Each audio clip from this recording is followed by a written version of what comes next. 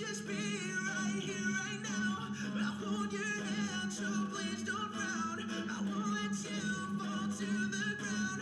It's speaking through, can you hear the sound? It's been so long since I've seen you smile. Well, listen to the song, I haven't wrote in a while. Well, it wasn't enough, but I'll think of you, and you'll come my breath, I'll feel so blue. Who will you be next year? And how can I be right here for you? I choose to be the one to waste my time, seconds and none. For you I choose to ride this high until my failures end this rhyme.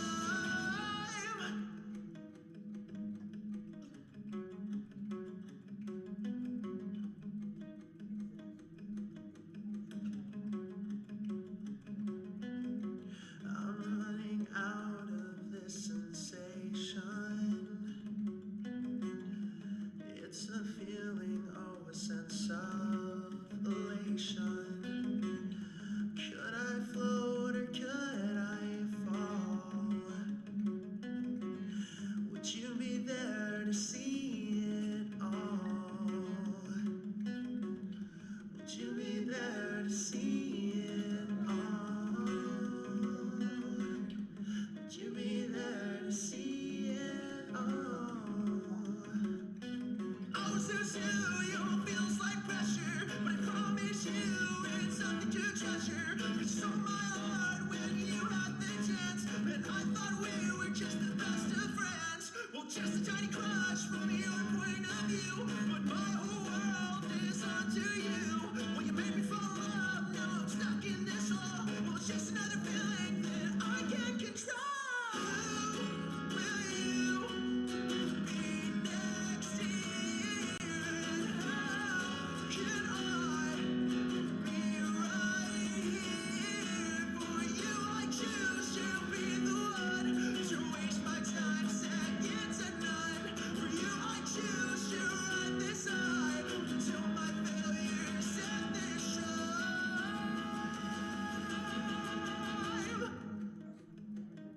Until my failures end this time.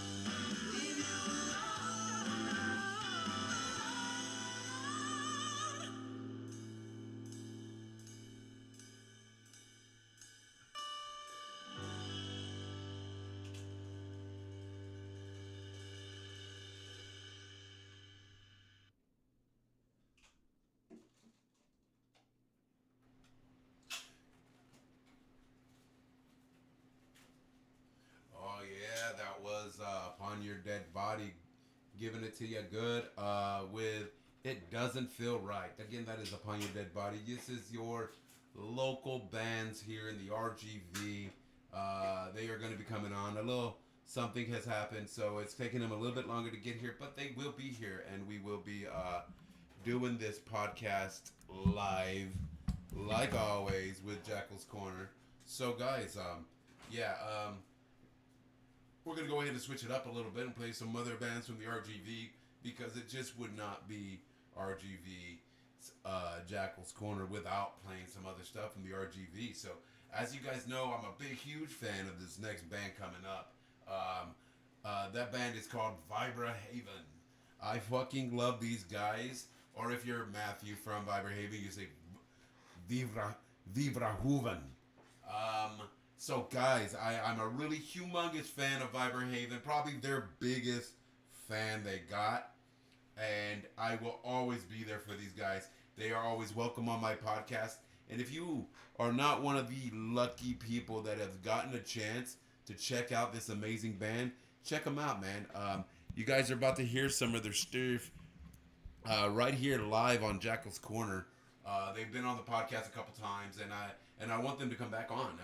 They are always welcome. This is Viberhaven's home, and it will always be that way. So, guys, let me give you some shout outs real quick to my sponsors who are allowing this to happen.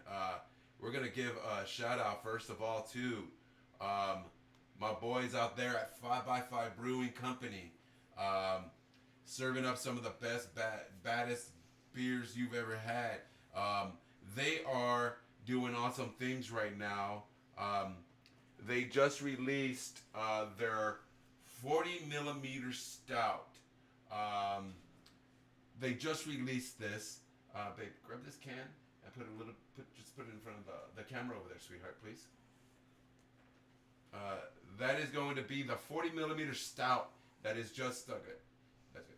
That has been released to the stores. I picked mine up at the Holiday Wine and Liquors here on the university, right in front of the courthouse.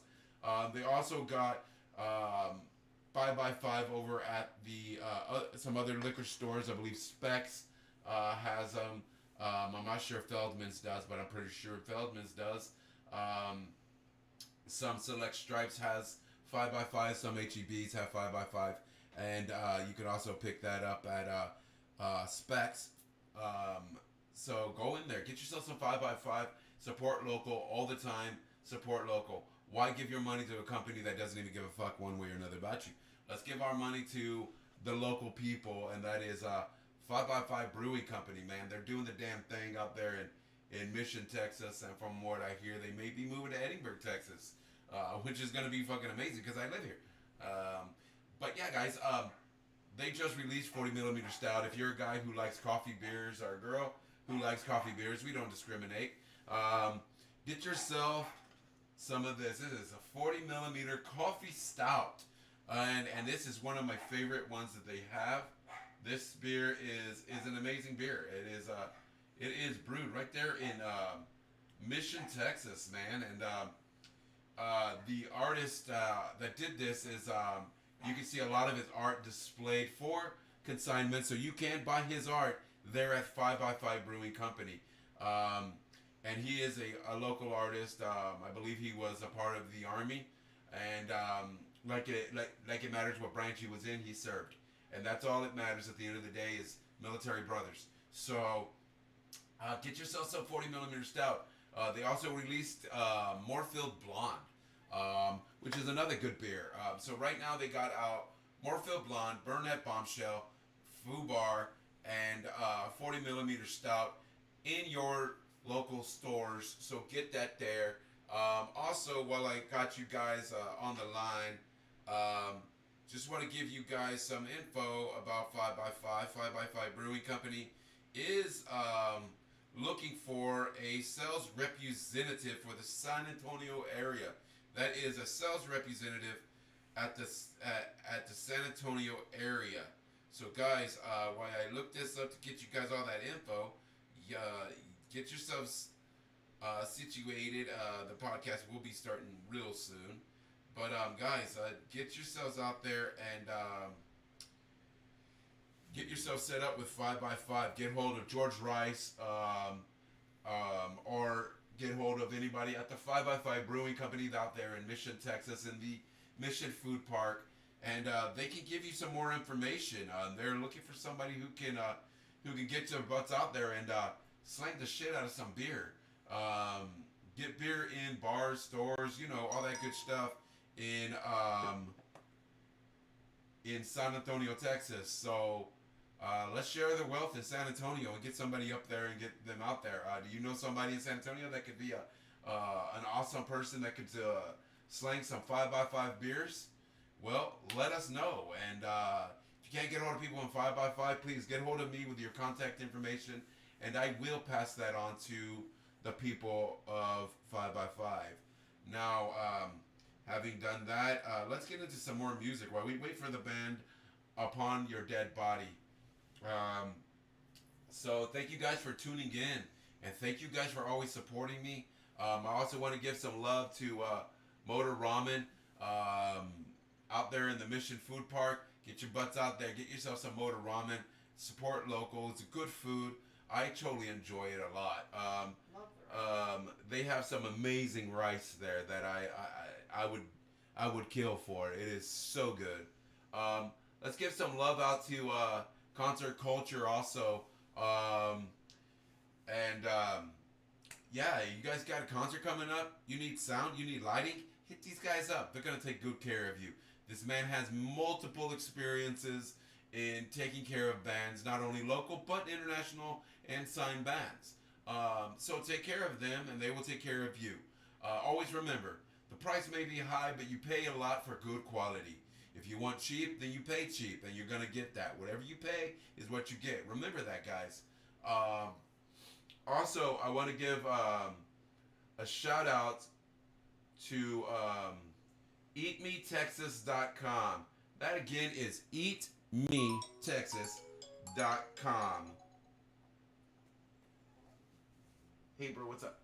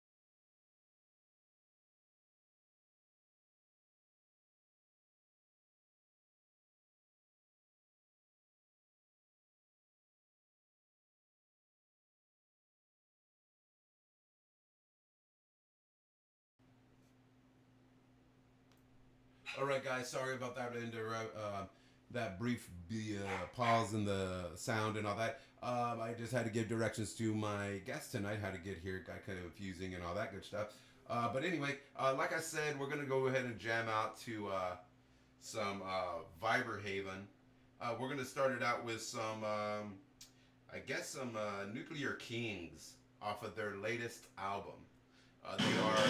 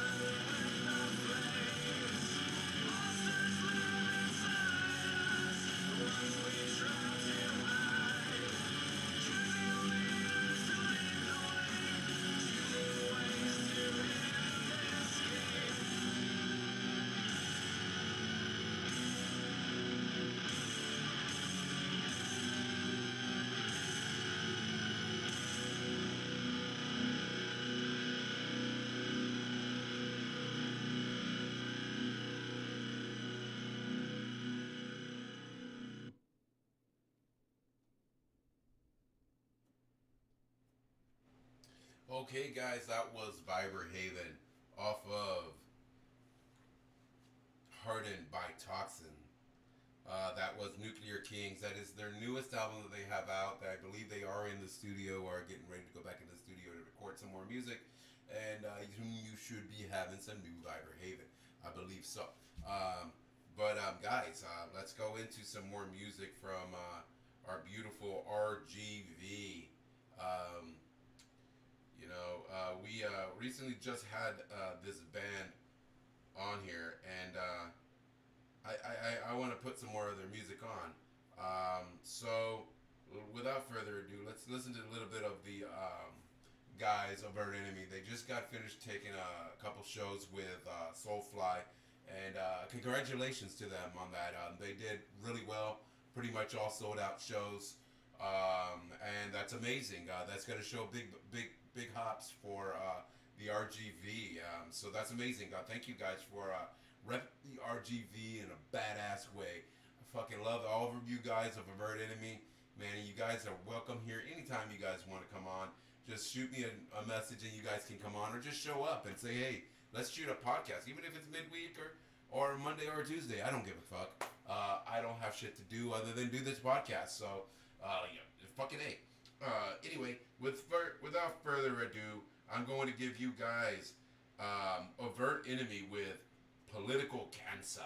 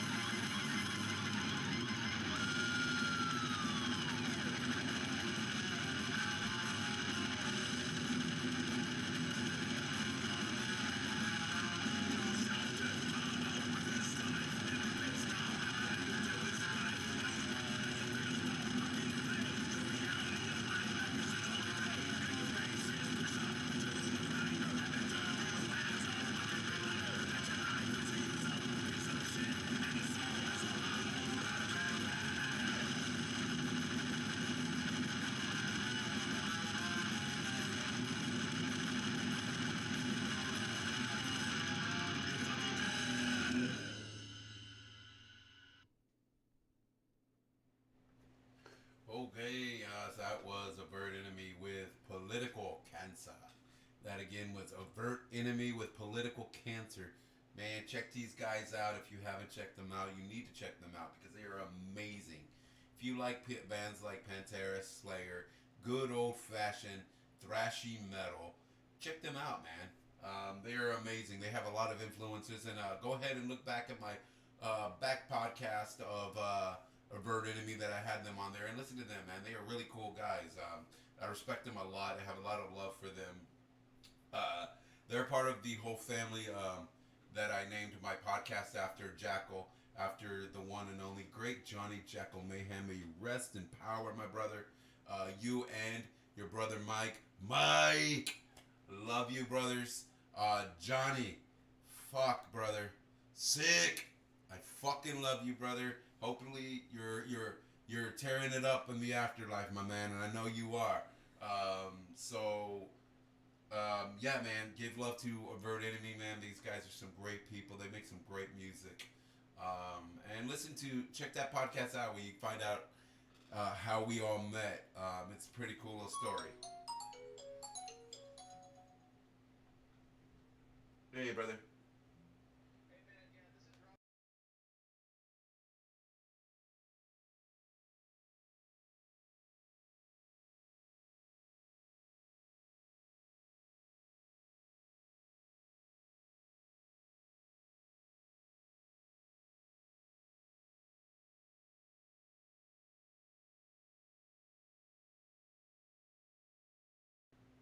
Okay, guys, so it looks like my guests are here. I'm going to go out and get them. While I do that, go ahead and enjoy the sweet tunes of Andrew Rains' band, The Profused. Andrew Rains plus you got the swagadelic wizard, Ruben Macha on bass. This band is only could be described as one kind of way, and that is The Profused. This is Drama Party.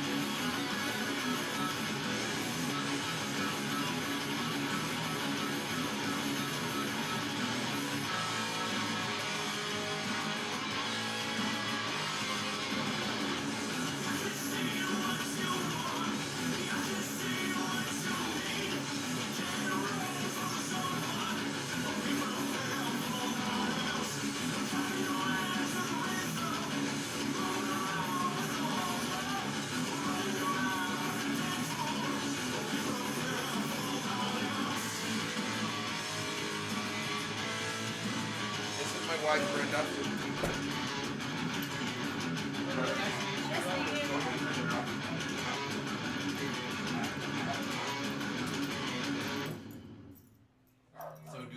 Guinness drink? I don't. I'm trying to get healthy, man. Yeah. So that's fine. That's Okay, no, I'm just asking to make sure, see if I can get you a 5x5. I'm sponsored by them, so I do. Okay, I think Ephraim does.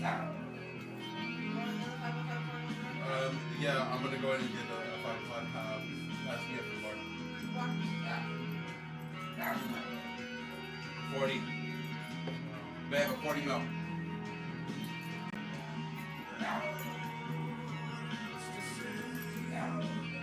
I've already been Can I see playing. real quick? Yeah. This is locally brewed in. Yeah, I've seen. His name's Justin Torres. Torres, right? Yeah. I saw him drinking one of these. This is a local artist that did this too. Really? Yeah. I think. Huh? Is he the only one? No. Okay. I'm bringing something right now. Let me know when we get Sit her. in here. The camera's not pointing. Go ahead and go in the I room. can hold the dog. Dude, so like, I was playing with you guys for almost an hour. So, Oh, really? Oh, okay. tell everybody this is coming on the podcast. Yeah. I know Izzy was supposed to come, but I think he got tied up. Yeah, you told me there were only two of you guys were coming. Oh, yeah. I know. Yeah, that's fine. I mean, you guys are always welcome. You guys were. There he is. I'm gonna take this quick phone call. Hey, brother. I'll be right there. Just wait for me at the front gate.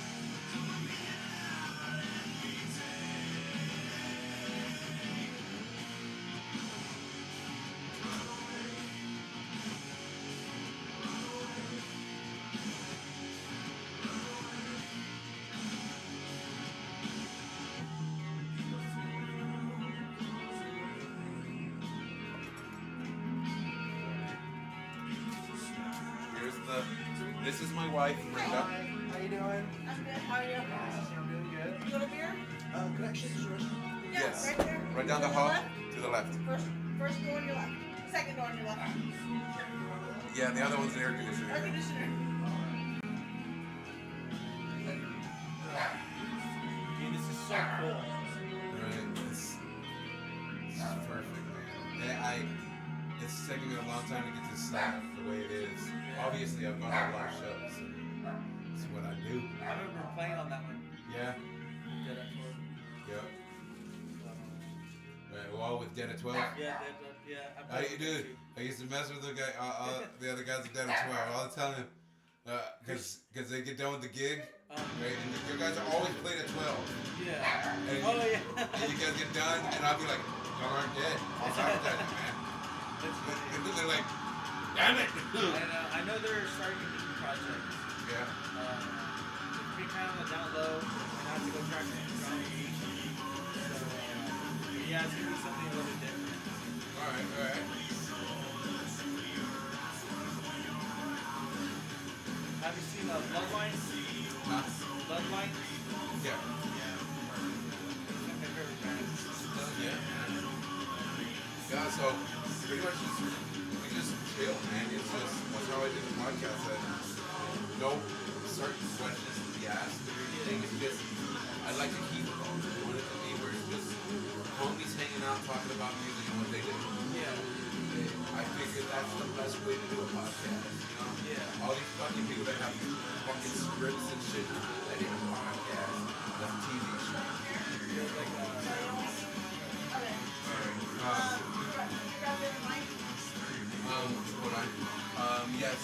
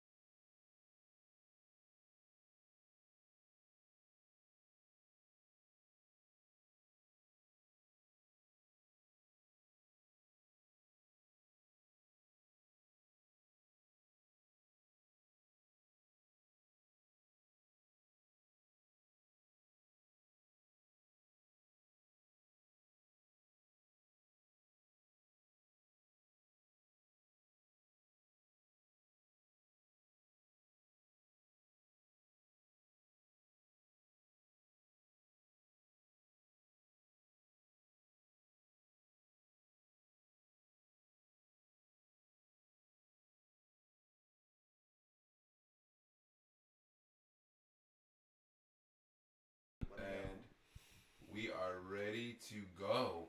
All right, guys. All right, guys. So the long-awaited day has come. I am here. We are live. I hope you guys enjoyed that beautiful hour or so of local RGV music. If you didn't enjoy listening to some RGV music, you need to get your fucking head checked because you need to support your local music. I'm sick and tired of seeing motherfuckers want to support Slipknot and Pantera and Medvein and don't want to give love to their bros but want to smoke their weed and drink their beer. Amen. And in a lot of times even try to fuck their chick. So That's fucked up. so we need to take care of each other because all we got is each other here in the RGV. We see it on the news when we turn it on, trying to make it sound like we're in some kind of fucking war zone. And not one time have I ever been attempted to be raped by a guy from Mexico or murdered or nobody that I know has. So I think it's bullshit that we get represented wrong, and it's about damn time that people see that the RGV is fucking family. We stick together. We have each other's backs. So we need to start showing that and giving love to that. If you can pay for a ticket to drive clean across town or clean across the country to go see a major artist, I expect to see your asses in the seats at local shows. That's just me. But I have a very awesome band, and these guys came on my podcast back in the day. Back when I was just starting out my podcast, and I had a podcast, this exact podcast, Jackal's Corner, I had it on Titan Radio. And mad love to those guys for giving me a start. And mad love to Fred Word for giving me a chance and believing in me. I can't give him love without giving Sevia love. And I can't give him love without giving Vinny D love for always believing in me. And still to this day, Vinny D calls me and tells me, bro, you're fucking knocking it out of the park. You fucking got this shit. And I fucking love that guy for that. But let me give some love to my sponsors real quick. First out the gate, we're gonna give some mad love to 5x5 Brewing Company out there in Mission, Texas, in the food park out there. Man, they busting out some of the best damn beers, and it's local. I mean, how can you not want to drink a beer that is brewed by a local veteran? Like, you know it's going to be good because veterans are trained in perfection. So why are you going to fuck around with a Budweiser that all it's going to do is make you feel like shit in the morning and you're not even going to really get too fucked up? When you can drink a beer that's going to make you feel badass. Drinking a beer that doesn't get you fucked up is like fucking a hooker that doesn't let you bust a nut. It's just not right. So give some love to 5x5. They're out there. They're doing the damn thing. They give mad love to the local scene. If you're in a band, they're going to fucking hook you up. And guess what? They're not only just going to hook you up, they're going to actually fucking pay you. Holy shit, that's a fucking rarity in the valley. Exposure only takes you so fucking far, and it doesn't pay the fucking bills. So, venues, you hear me telling you, pay your fucking talent. We're not going there to see the bartender, and we sure as shit ain't going there to see the venue. We're going there to hear the fucking music, so give the love where it belongs. Another thing, guys, shout out to, speaking of concerts and shows and all that, mad love going out to Concert Culture. If you need somebody to get you sound, lighting, whatever, hit these guys up. I don't care. They don't care. You want them to do your fucking private party? They're going to bust out some of the best damn music for your private fucking party. You want them to do sound for your quinceañera? They're going to do your quinceañera, and they're going to make it fucking lit as fuck. So give them some love. It's that simple. Why pay somebody who is going to do a shitty job when you could just pay the professionals that are going to make you sound like $1 million? So let's do that, man. We're going to give some love out also to Motor Ramen out there in the Mission Food Park, right there by 5x5, and it's perfect. Ramen noodles, beer, you can't fucking lose out on that, man. Get yourself some fucking metalhead ramen noodles and some fucking hardcore black-ass 40mm stuff from 5x5. You're having a great fucking day. And guess what? It tastes like coffee, so when you go home and your lady's like, where you been? I've been drinking coffee because you won't smell like coffee. So there you go. Alibis. So, yeah, man. Also want to give some mad love to my boy Josh Morales, who's sponsoring me with his company, EatMeTexas.com, slanging out some of the best Delta 9 edibles you can find. So, does grandma have pain? Get some of this stuff. She's not going to be in pain anymore. And she's going to feel great. Are you getting migraines daily? Get in contact with this. They're going to take care of you.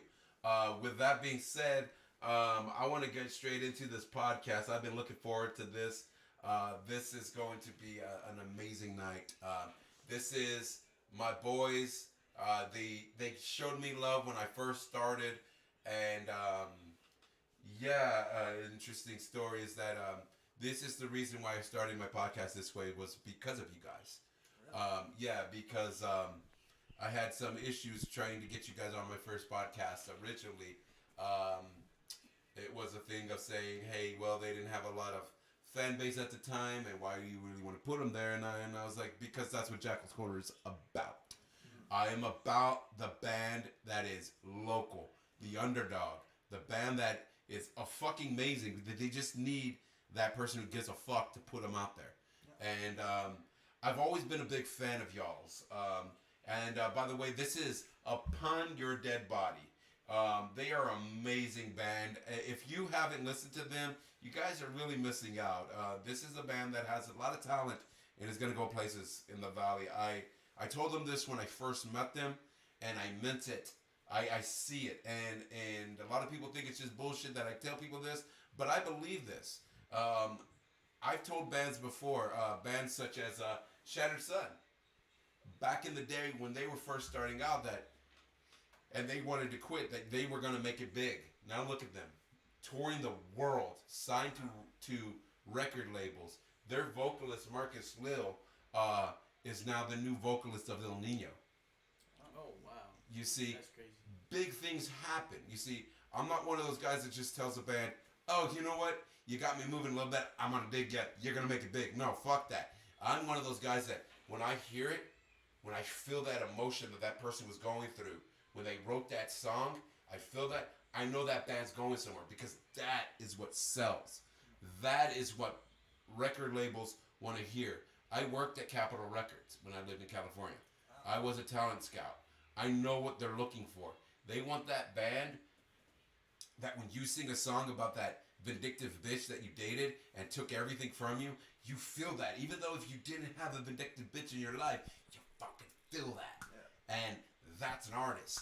And that's why I love you guys. And not only that, I remember talking to you guys on the podcast last time, and I asked you guys, what would happen if you guys did 100 shows and only 5 people showed up?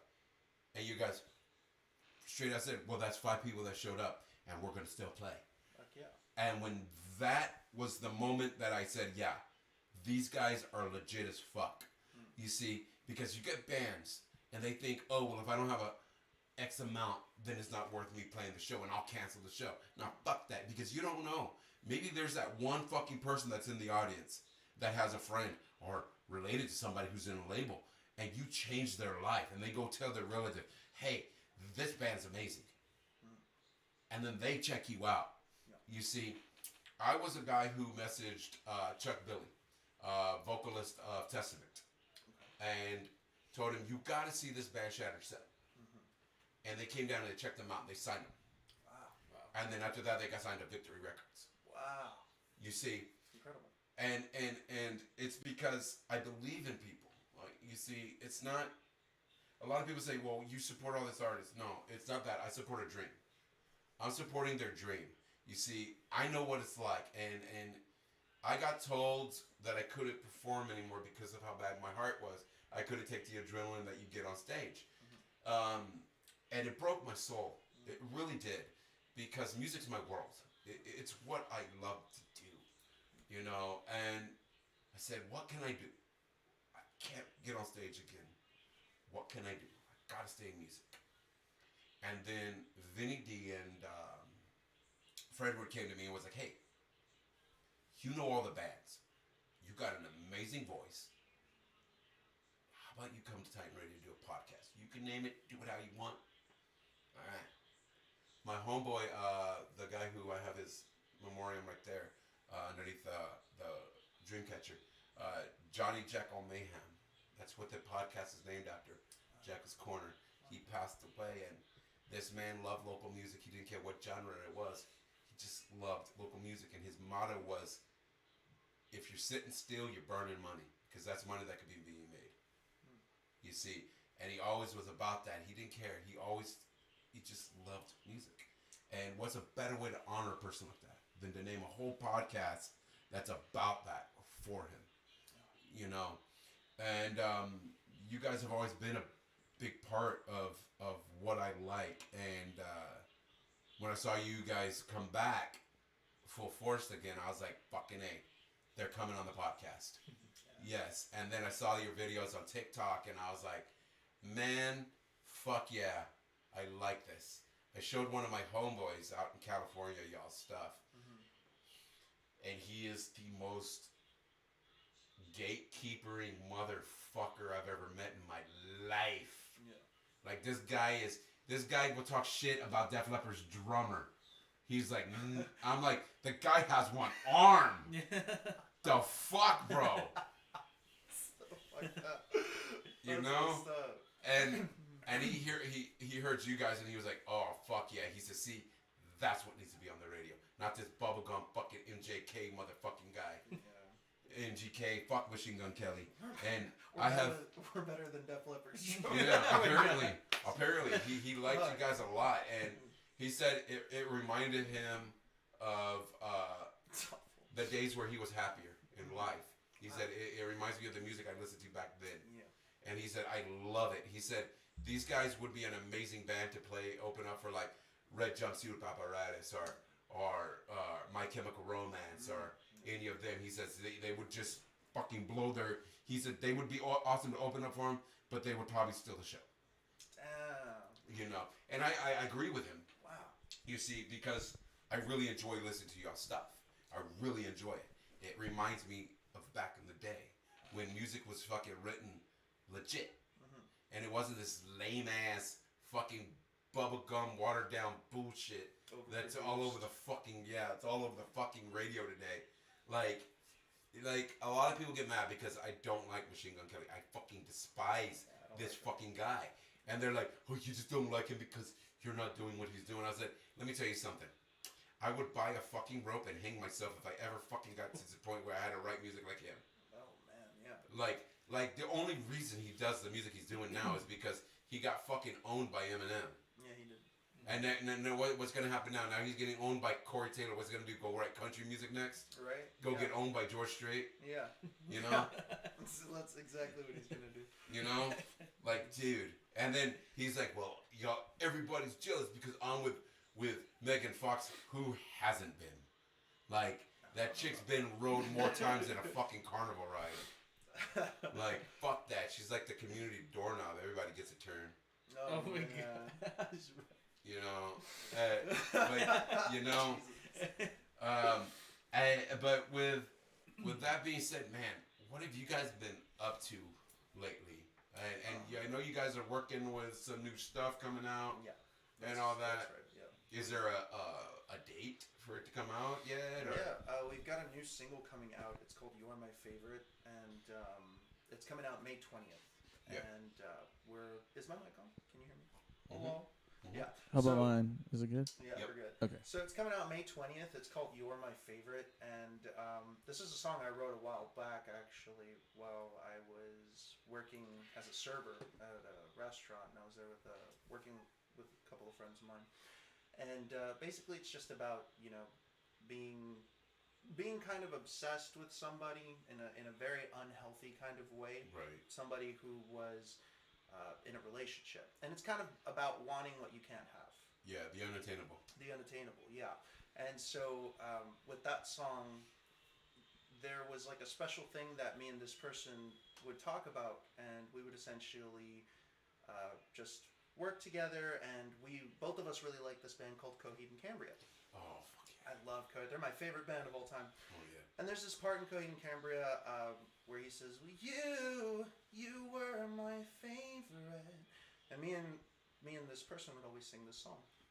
And so that kind of stuck with me, being your favorite. And so that's basically what the song's called. You are my favorite. Like, Man, I like that. Yeah. I like that. You see, and that's the thing is that I like you getting into that like that because I know like a lot of your other stuff had like a lot of depressing names. oh yeah. You know, Yeah. I was playing it earlier and I was like, man, I hope they don't fucking like call the suicide hotline on me or something. No, Because no. the lyrics, the names were like, bam, and I was like, man, but the music is so beautiful, you see, and I tell people a lot of times because I'm one of those that I like a lot of those songs like that because it's real life, These people that write all this bubblegum shit that's all happy all the fucking time, you're not fucking happy all the time.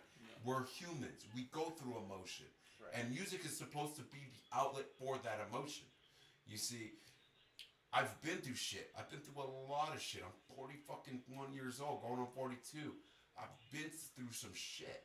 I've seen fucking friends die in my arms. I've freaking have buried fiancés. I've lost kids.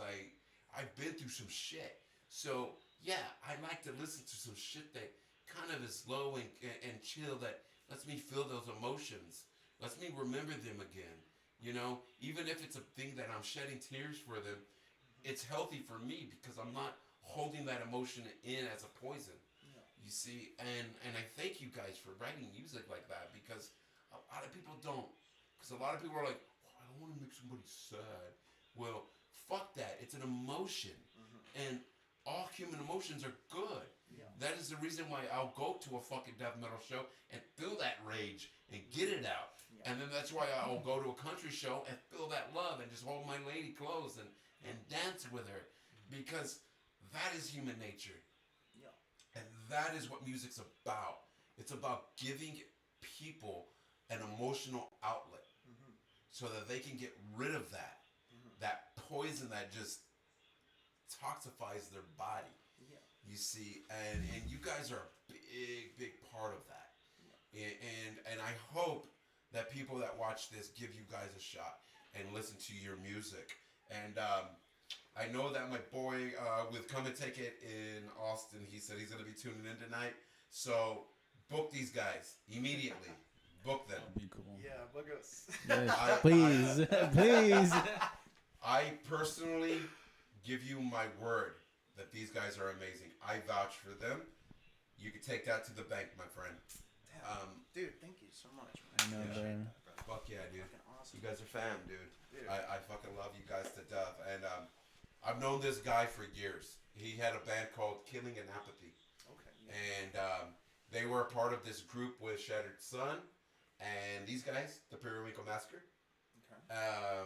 And another band, these guys over here, Memories in Broken Glass. Wow. And it was a group of them. They all just fucking toured together. And fucking would go into the studios and record together and do guest appearances on each other's albums. Oh, that's so awesome. Like, and word to the wise, guys here in the valley, that is the ticket. That's how you fucking do it. Team up together, man. Do album shit together. Do videos together. Do shows together. Collab, man. Because you know what? If you pick a group of guys to go on the road with all the time, it makes it easier on paying shit. Yeah. Like, fuck yeah. There's an awesome band down here called I Am Air. Okay. Oh yes, that was good, man. Those guys did it right. They got a group of people that they knew that they could deal with and went on the road. Everybody pitches in on cost. There you go, man. Like, fucking A. You see, and another thing, RGV bands, start charging. Start charging. If everybody charges, guess what's going to happen? A venue's going to pay. Because if they don't have no talent there, nobody's going to go. They want their money, they'll pay you. Yeah, man. But I know you guys have been doing the thing for a bit, quite a while, obviously, because you guys were one of my first guests on my podcast. So I've been doing this for 3-4 years now. So you guys have been around for at least that. Yeah, we've been around for a while, since 2018. Yeah. 29. Yeah, Well, I one released of an album those. on my own in 2018. Yeah. Yeah. I came later. I came within, I think, a year later. I believe. It was about a year. Yeah. Yeah, So we've been and- doing this for little while. a minute. Yeah. Yeah. Yeah. We kind of went on a pause for a little bit. Yeah. Yeah, and I know you played with another band, right? Dead by 12? Or? Yeah. Midnight or something like that? I would play with them for a little bit, and then I started going to school, so I kind of had to. Take a hiatus. Yeah. But you know, the cool thing is that you found my brother here, and you were able to do that because that's greatness. Yeah. Right now, Ephraim's like the only person I am playing with at this very moment. Yeah. I feel like I love you. I like to. I feel like there's more potential. I'm not saying. How do you explain this in the nicest way? I see what you're saying. Yeah. Well, you look. I believe this. I believe that people are born to play with certain people. Yeah. Certain people feel their frequency, their wavelength, and they understand where they're coming from. Dave Grohl said it perfectly. He said, "I will never change my band members because I can walk into a room and tell them what I'm thinking, and they automatically know. Yeah. And they can play what I'm feeling, and they don't want to change it. That is amazing. So if you feel the same wavelength, then you guys can just walk into a room and be like, okay, I get what you're saying. I get what you're saying. Let's fucking do this damn thing. And let's fucking make some fucking magic. Yeah. That's amazing. That's the way it should be. You see, it shouldn't be a thing of every time you come to the table with an idea, it's a fucking battle. Yeah. You know, we're making music, not war. Yeah.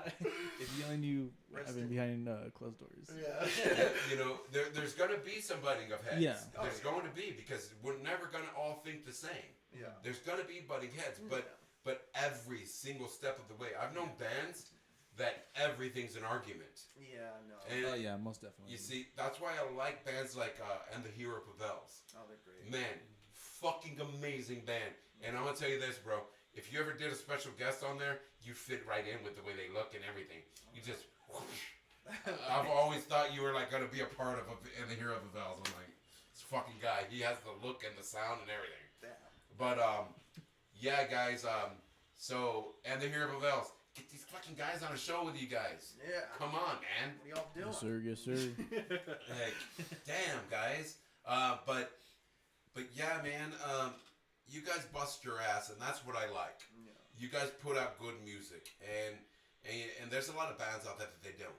They don't give a fuck. They think that product is better than having nothing, and it's not true because that could fuck you Yeah. royally. Yeah, but You know. to be fair though, you know, in some instances, a lot of people don't know how to start or where to go or anything like that. And I think in those instances where you're like, I don't know what to do, I think the best thing to do would be to release music. Yeah. Because I mean, you can always get to a point where you get better at it and you progress Well, you gotta at learn. it. Yeah. Yeah, you have You to know. learn and yeah. But I mean, people who will post things or they'll put out music and then they'll get upset. Why isn't nobody listening to my music?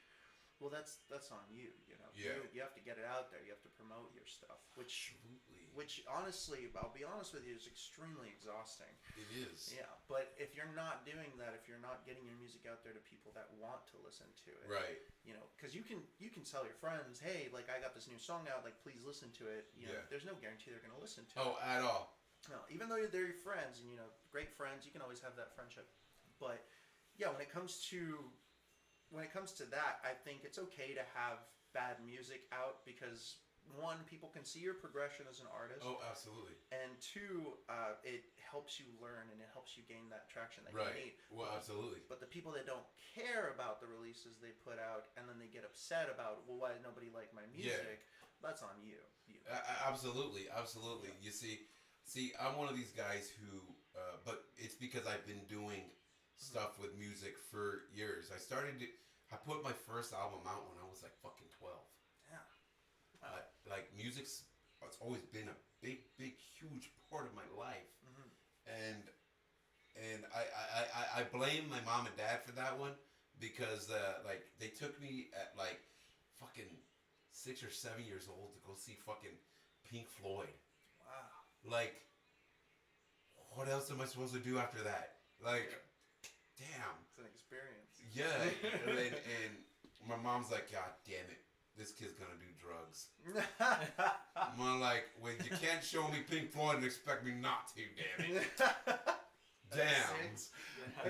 Everything at At least 6 once, years old. At least once, bro. I'm like, and she wasn't wrong. I did do drugs, Right. but my dad was like, this guy's gonna fucking be in love with music for the rest of his life now. Yeah, man. And absolutely right. I mean, still to this day, Pink Floyd, greatest band ever, hanging on my wall. Like, Floyd is it for me. I've seen Pink Floyd now 4 times, Wow. and I'm about to go see them again. I love them. They are the quintessential what a music band should be. It covers everything, and it makes you feel emotions. That is literally the only band that I can smoke weed to and get high as shit. I listen to anything else, and I'm like, oh, nothing. You know, I put Pink Floyd on an instant, just. Wow. It's Yeah. just the way the frequency is and the way it is. Yeah. It takes you there, Man. and that's what a band should be able to do. Yeah. A band should be able to take you out of your current situation and put you in another place and time. Make you feel something. Make you feel that. Make you understand that okay, shit ain't so bad. It's gonna be okay. Yeah. You know, and people freak out. They see my playlists and they're like, what the fuck? Because I'm all over the fucking place. I'm like, my music is the most bipolar shit in the world, man. Same. I'll go from stuff like fucking and literally my playlist will be like Cannibal Corpse, and then all of a sudden go to this guy John Cicada. I love music, and then go from fucking him to like Metallica, and then go from Metallica to like Tupac, and then go to like fucking Beethoven and Bach. And, Hell yeah. you know, and that right there, that's what makes a good musician. A musician should be able to listen to all that and see the beauty and the art and all that, and be able to instill that into their music Right. and push that out there. because that at the end of the day is what a musician is. A musician is not a person who knows how to play a guitar. A musician is a person who knows how to play guitar, but knows how to put the emotion in the guitar so that you feel that when they play that. You know, when you put Joe Satriani on, you could be in a shitty place. You put that on, and you're like, "Fuck yeah, that's a fucking amazing," and then you start feeling great. Yeah, I You mean see? that's how I feel like about Coheed and Cambria. Like Yeah. when I first, to be fair though, when I did first hear Coheed and Cambria, I was more into like screamo music. I was like 16, right?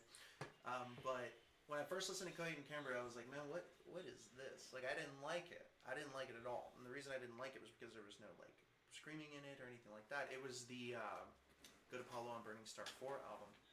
When I listened to that, I was like, I don't like this.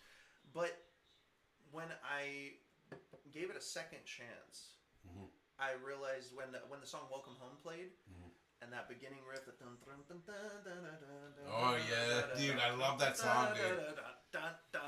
And then all of it came in, blew my fucking mind, and right then and there, like I instantly fell in love with the band. I listened to their entire discography, and Oh man. one of my favorite bands of all time. Even the band name is named after one of their songs. Yeah. So I completely understand what you're saying about like music and songs bringing you into this kind of feeling, and whether or not that's a good or bad feeling. Feelings inherently are not bad.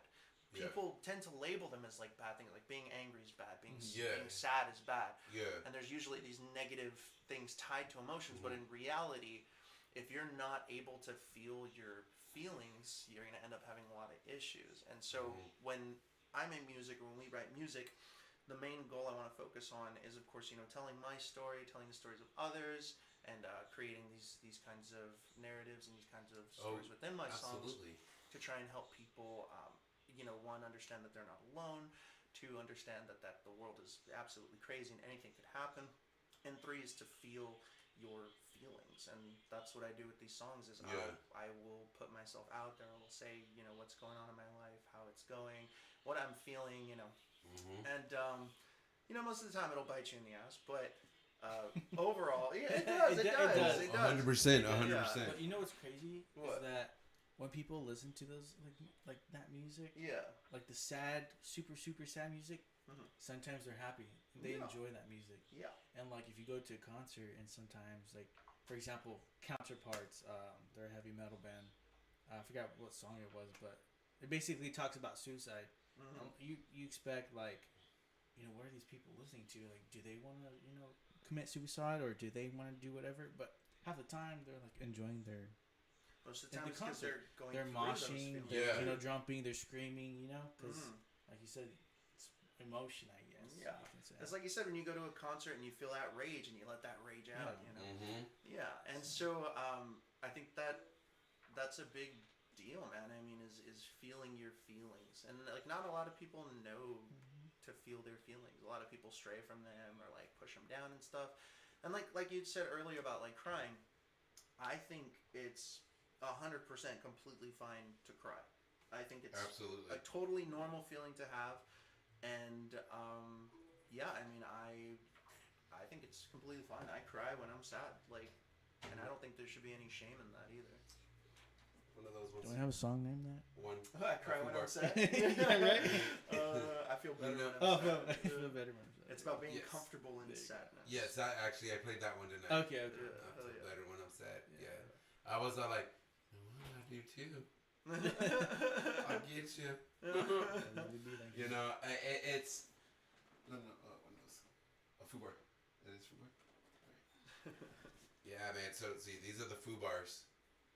Wow. You can buy these at HEBs and all that now. Wow. Yeah, so That's awesome. so now you don't have to buy shitty ass fucking beers. You can go buy fucking 5x5 and support a fucking local venue. And the cool thing is that actually I could probably get you guys at 5x5 because you guys aren't like, you guys are actually pretty chill. So I could actually probably get you guys booked at 5x5. Hell yeah. George Rice, you hear that, buddy? I want these guys at 5x5. I love these guys, man. They've given Jackal's Corner love since the beginning. Fuck yeah. So, yeah, let's do it, George. So, the thing is that a lot of people don't realize that when they come into music, they expect to do a band and just become famous. They don't understand that it's a lot of hard work. It's a lot of rejection. There's a fuckload of rejection. Oh yeah. 100 no's to get one yes. Oh yeah. You see, but that's just the thing. There's a thing in sales. I used to work door to door sales, and they have a saying: for every 5 no's, you're gonna have a yes. And that's they're called the laws of average, and it's true. Yeah. And people hate it when I tell them you gotta sell yourself. That's what it is. And whether you want to admit it or not, you can be like, oh no, I'm independent and organic. Nah, fuck you. It is all a business. Being in a band is a fucking business. Yeah. And you gotta sell your product. Your product is your music. Yeah. And that's just the way it goes. Whether you want to look at it that way or not, it doesn't make you a fucking sellout. It makes you a fucking successful musician. Yeah. You see, I hate people that say, oh, well, that person's a sellout because no. Because you know what? You want the same goddamn thing. You want to be able to play Madison Square Garden and sell that fucking arena out. Yeah. You want to be able to be number 1 on the Billboard charts and sell your merch and everybody buy your merch and people wear your stuff and go to your shows and pay VIP to meet you and sign autographs. I mean, that's the dream. Yeah. It's a lot. It really is a lot. Yeah. And I mean, I feel like when people see these other bands or like these other artists, especially artists from down here, and they're like getting a little bit more attention, there's a little bit of jealousy at play there because it's like, well, why not me? Yeah. And the thing I think about when it comes to social media is nobody's posting all the awful shit they have to do behind the scenes. Oh, yeah. All they're posting is the good stuff, the good parts that they Yeah. want people to see, right? So I think a lot of that comes into play, and usually if you do a little bit of digging, you'll see that there are artists that put in the time, that put in the effort, Oh, put in man. the work, and they get to where they want to be just by that push, just by that effort, And it sucks because there are some bands and artists where you'll see, they're trying really hard, and they're not really getting anywhere too much. But at that point, it doesn't become so much more as promotion, but rather who you're targeting as your audience. Absolutely. And more about developing your style, because, Yes. like you said, your band is a business, and you are selling your band and your image as a brand. Yes. And when people hear a band, like you hear like Iron Maiden, you immediately think Eddie. Yeah. You think of like you think of the band. Black Yeah. Sabbath. You think of the band. Yeah. And that's another big thing I had with like band names is people always criticize our band name upon your dead body. all the All the dang time. time, bro. I remember we were playing a show with October Roar. Don't And remind me. I love October Roar. They're one of my Yeah, they're favorite bands. They're Yeah, one of I my love favorite those bands. guys. I actually just recently did a cover and I put it on Facebook. But By the way, Adrian, why have you not fucking messaged me to come on here? Don't you love me no more? I supported your band since the beginning, bro. Get on my podcast, bro. Adrian, get on the podcast. No, I love October Roar, man. Their music is incredible, man, and their live shows. Oh my God, they blow me away. But we were going on after them, and he said our band name wrong. Upon a Burning Body, which is a completely other band. from Another Texas. fucking band. Oh Yeah. my God, Yeah. dude. Which is fine because You everyone done does fucked that. up, Yes, brother. there You is done one. fucked up, Yeah. Aaron. Not even. No, honestly, at the time, it was whatever. I was a little stressed out, so he was just like, upon a burning body, and then I was just like, what did I say? Like, okay, November Roar, like, calm down. Yeah. Yo, okay, speaking of them, I used to call them Blue October all the time. Oh, that's a good one. Hey, we gotta take that one home. Oh, We right. gotta take that one home, bro. Adrian kind of looks like the singer. You see what I mean? Yeah. No, I love Blue October. But no, yeah, Yes. October Roar is super cool, but Yeah. yeah, they said our band name wrong, and it's like you had said earlier as well. It's like when we play a show and there's not too many people, there's probably going to be one person there. You're going to change their complete perspective. So Yeah. when I had made that comment, as I was leaving the venue, someone yelled. They were just like, "Change your fucking band name!" Like as I was leaving the venue, and I was just like, whatever, right? And I'm pretty sure. That was the same guy that came up to us after the show and was like, "You guys are incredible. Oh Like, yeah, you guys yeah. are." You guys Actually, are, yeah. he Yeah, was like, no, "You yeah. guys are amazing. Like your sound is great. Like you don't sound like any of these other bands here." Yeah, you don't. No. and which is honestly super appreciative Yes. and like Yeah. wonderful, you know. And you know, we get that comment a lot. Change your band name, but I think about all these band names out there that you know, essentially, if you don't think about it as the band, you think about it just the name. It's like, oh, that's kind of silly, right? Or Yeah. oh, that kind of sounds like something else. But the reason why it's so iconic is because it's that band. Yeah. Yeah. You so see, when I first moved down here, man, I used to talk shit to so many fucking bands because their names. Hmm. Oh man. Because you see, I'm a guy that I'm very fucking intelligent. So if you fucking put a band out that just doesn't make fucking sense, I'm like, dude, no. Like, you see, Freddie Diaz, he used to have a problem with naming bands, and it just wouldn't make sense. okay. You see, and I would tell him that. I would tell him, come on, man. Like he had his band Said in Stone, and I was like, it's set in stone, not said in stone, because Stone can't talk. And then I told him it's Still the can't actual, talk, but- yeah, this- you're right. the saying is actually set in stone because Yeah. once it's set in stone, it can't be changed. Yeah, yeah. And he was all like, "Oh no shit." I was like, "Yeah, dude." He's like, "Fuck," you know. Yeah. And then he had Call of Omens, and I was all like, "You can't call an omen. It's a fucking omen. Yeah. Like an omen comes to you." Yeah. And he was all like, "Fuck," and I'm like, "I'm just an intellect. I see shit, and I'm like, no." You see, that's why I took pride in what I did with my podcast. I named it Jackal's Corner. Yeah. It sets perfect. It could be turned into a band. It could be turned into a venue. It could be turned into anything. Sounds like Yeah. a bar. This- Killer Yeah, bar. no, the- Yeah, actually, that is one of the goals with Jackal's Corner. Hell I will yeah. be opening a live venue called Jackal's Corner. Fuck That yeah. is And so it's cool. got, I plan to have it away from everything so that we can have the fucking music turned all the fucks up Yeah. and party like a motherfucker.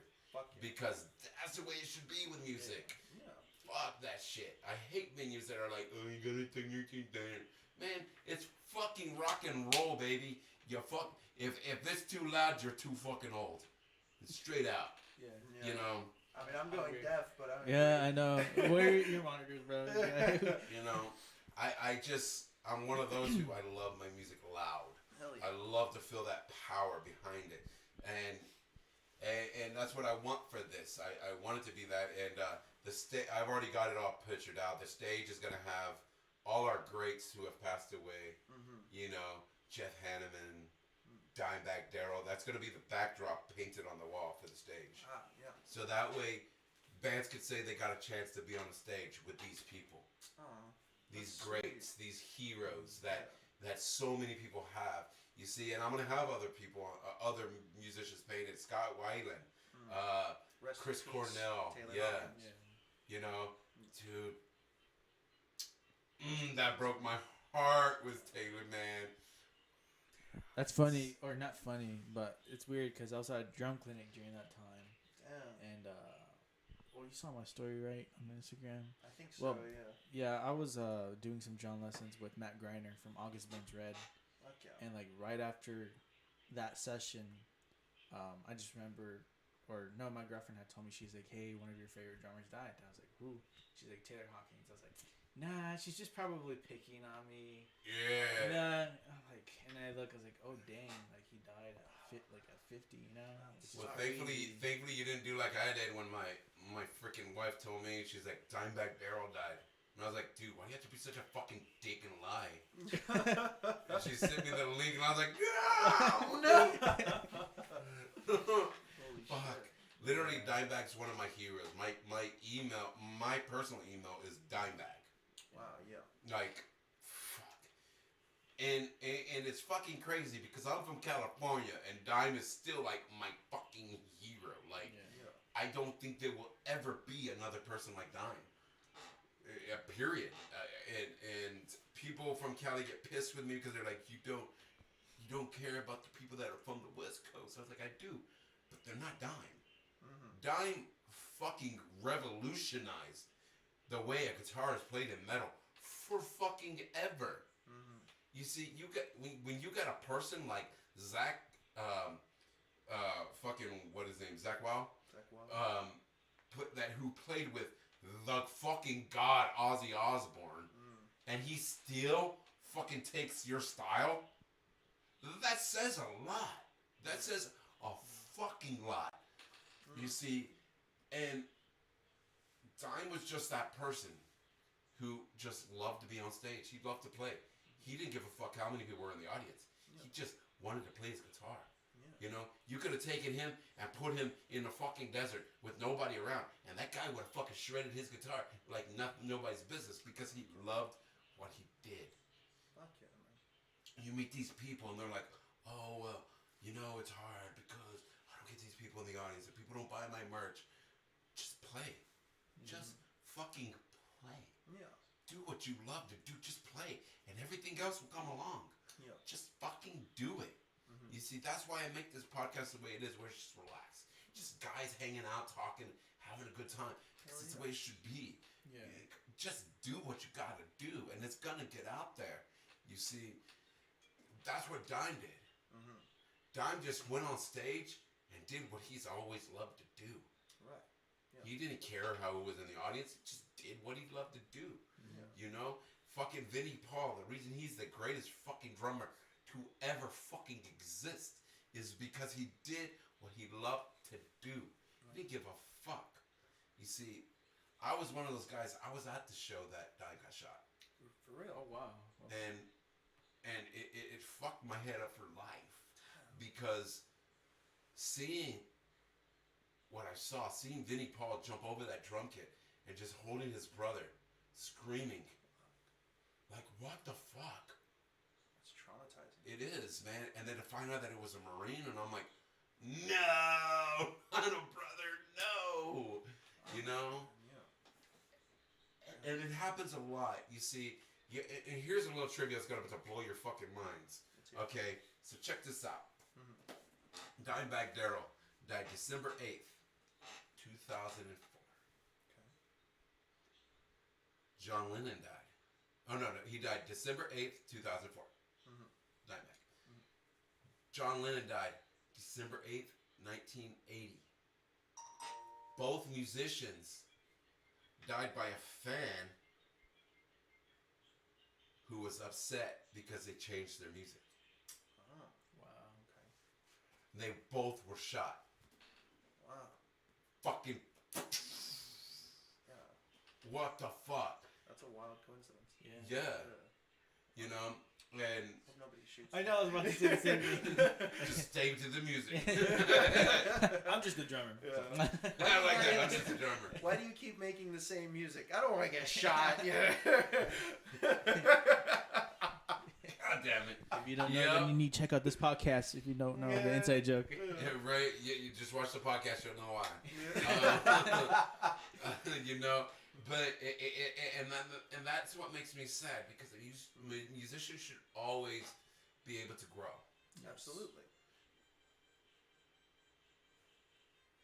Right? My wife? What the hell? Good shit. Right? My wife is a trip, man. But you know, the thing is that people don't get it, man. No, man. They don't. You know. I think it's okay to change your sound, you know, especially if you're going into. I mean, with our band, our sounds. Yes, it's so hard to when people ask us, "Who do y'all sound like?" Bro, one day we can sound like Dance Gavin Dance, and then the next day we can sound like Beethoven. You know, just like But that's the they're thing, like it's- totally different. That's a good musician. Yeah. Sound you like see. Muse. Sound Yeah. like Queens of the Oh Stone my Age. gosh, Yeah. and it's like we go into math rock, and then we go into rock, and then Yeah. we go into like But that's. I think that comes back to the band being a brand in a sense. 'Cause Yeah. When people listen to our music, I don't want them to think like, oh, this is pop punk, this is emo. Even though I like branding our music as that because it's mainly kind of pop punk and emo. But I do like to say, you know, when people listen to Upon Your Dead Body, I want them to think that's that band, that's Upon Your Dead Body. yeah. So Yeah. like when you switch to another song and it sounds like a completely different genre, we want people to be like, that's Upon Your Dead Body. I feel like we're covering like everything. Like, Yeah, we're literally going all over the it's like place. you know what you feel like listening to math rock. We got you. Yeah, but to be fair though, that could be a bad business. That could be bad for business because normally people want to stay in like a niche. Yeah. Yeah. I feel like we're like the Axe. Well, Air you gotta conditioner, think of body it like wash, this. and, Okay, so Yeah, so we're 3-in-1. we're 3-in-1, bro. We're the 12-in-1 shampoo, Yeah, we're one- toothpaste, body wash. We're you one gotta of look at those. it like this. Look at Red Hot Chili Peppers. Okay, Oh man, look how they changed throughout the years. yeah. Have you heard the new album? No, but Not yet. I saw a live performance. I gotta say it was not the best performance that I've seen. The of new Red Hot album. Chili Peppers. The new album reminds me of their old stuff. Really? How? It reminds me of a mix between Californication and Blood Sex Magic. It's like they fucked and had a baby. I gotta listen to it. It's fucking amazing. I really enjoyed it a lot. And let's see what this is. Somebody messaged about the podcast. Let's see. Black bandana, sweet Louisiana. Robin on a bang in Indiana. I remember playing Wasn't that that on song a Rock ripoff Band. of Was it? Mary Jane's Last Dance? No. I don't know. It was a total ripoff. Mm-mm. It's literally the same. Is it from the Tom same Petty. chord progressions? It's the same exact chord progression. Yeah, but it wasn't a ripoff from it because even Tom Petty said that. He was Well, like, nah. that's because Rick Rubin produced that song. He was like, nah, man. He's like, two different fucking shit. Well, Rick Rubin also produced Tom Petty. Yeah. And he produced that. I Yeah, he believe he did. produced that song Yeah, too. he did. Yeah. So maybe Tom Petty was just like, it's him. It's no big Bro, deal. music's music, bro. Yeah, I agree. You know, that's true. I mean, without, because the way I learn songs and the way I like go through my writing process, it's not. I'm not sitting there just like learning chords and notes and stuff. I'm learning songs. I'm learning other bands' songs. I'm You're learning supposed to. other bands' music and things like that. You're supposed to. Yeah, but the Supposed thing to. is, you are gonna naturally gain influence from other bands, and it's. I think it is kind of silly to have a copyright on a chord progression Yeah. because there's a finite amount of chords.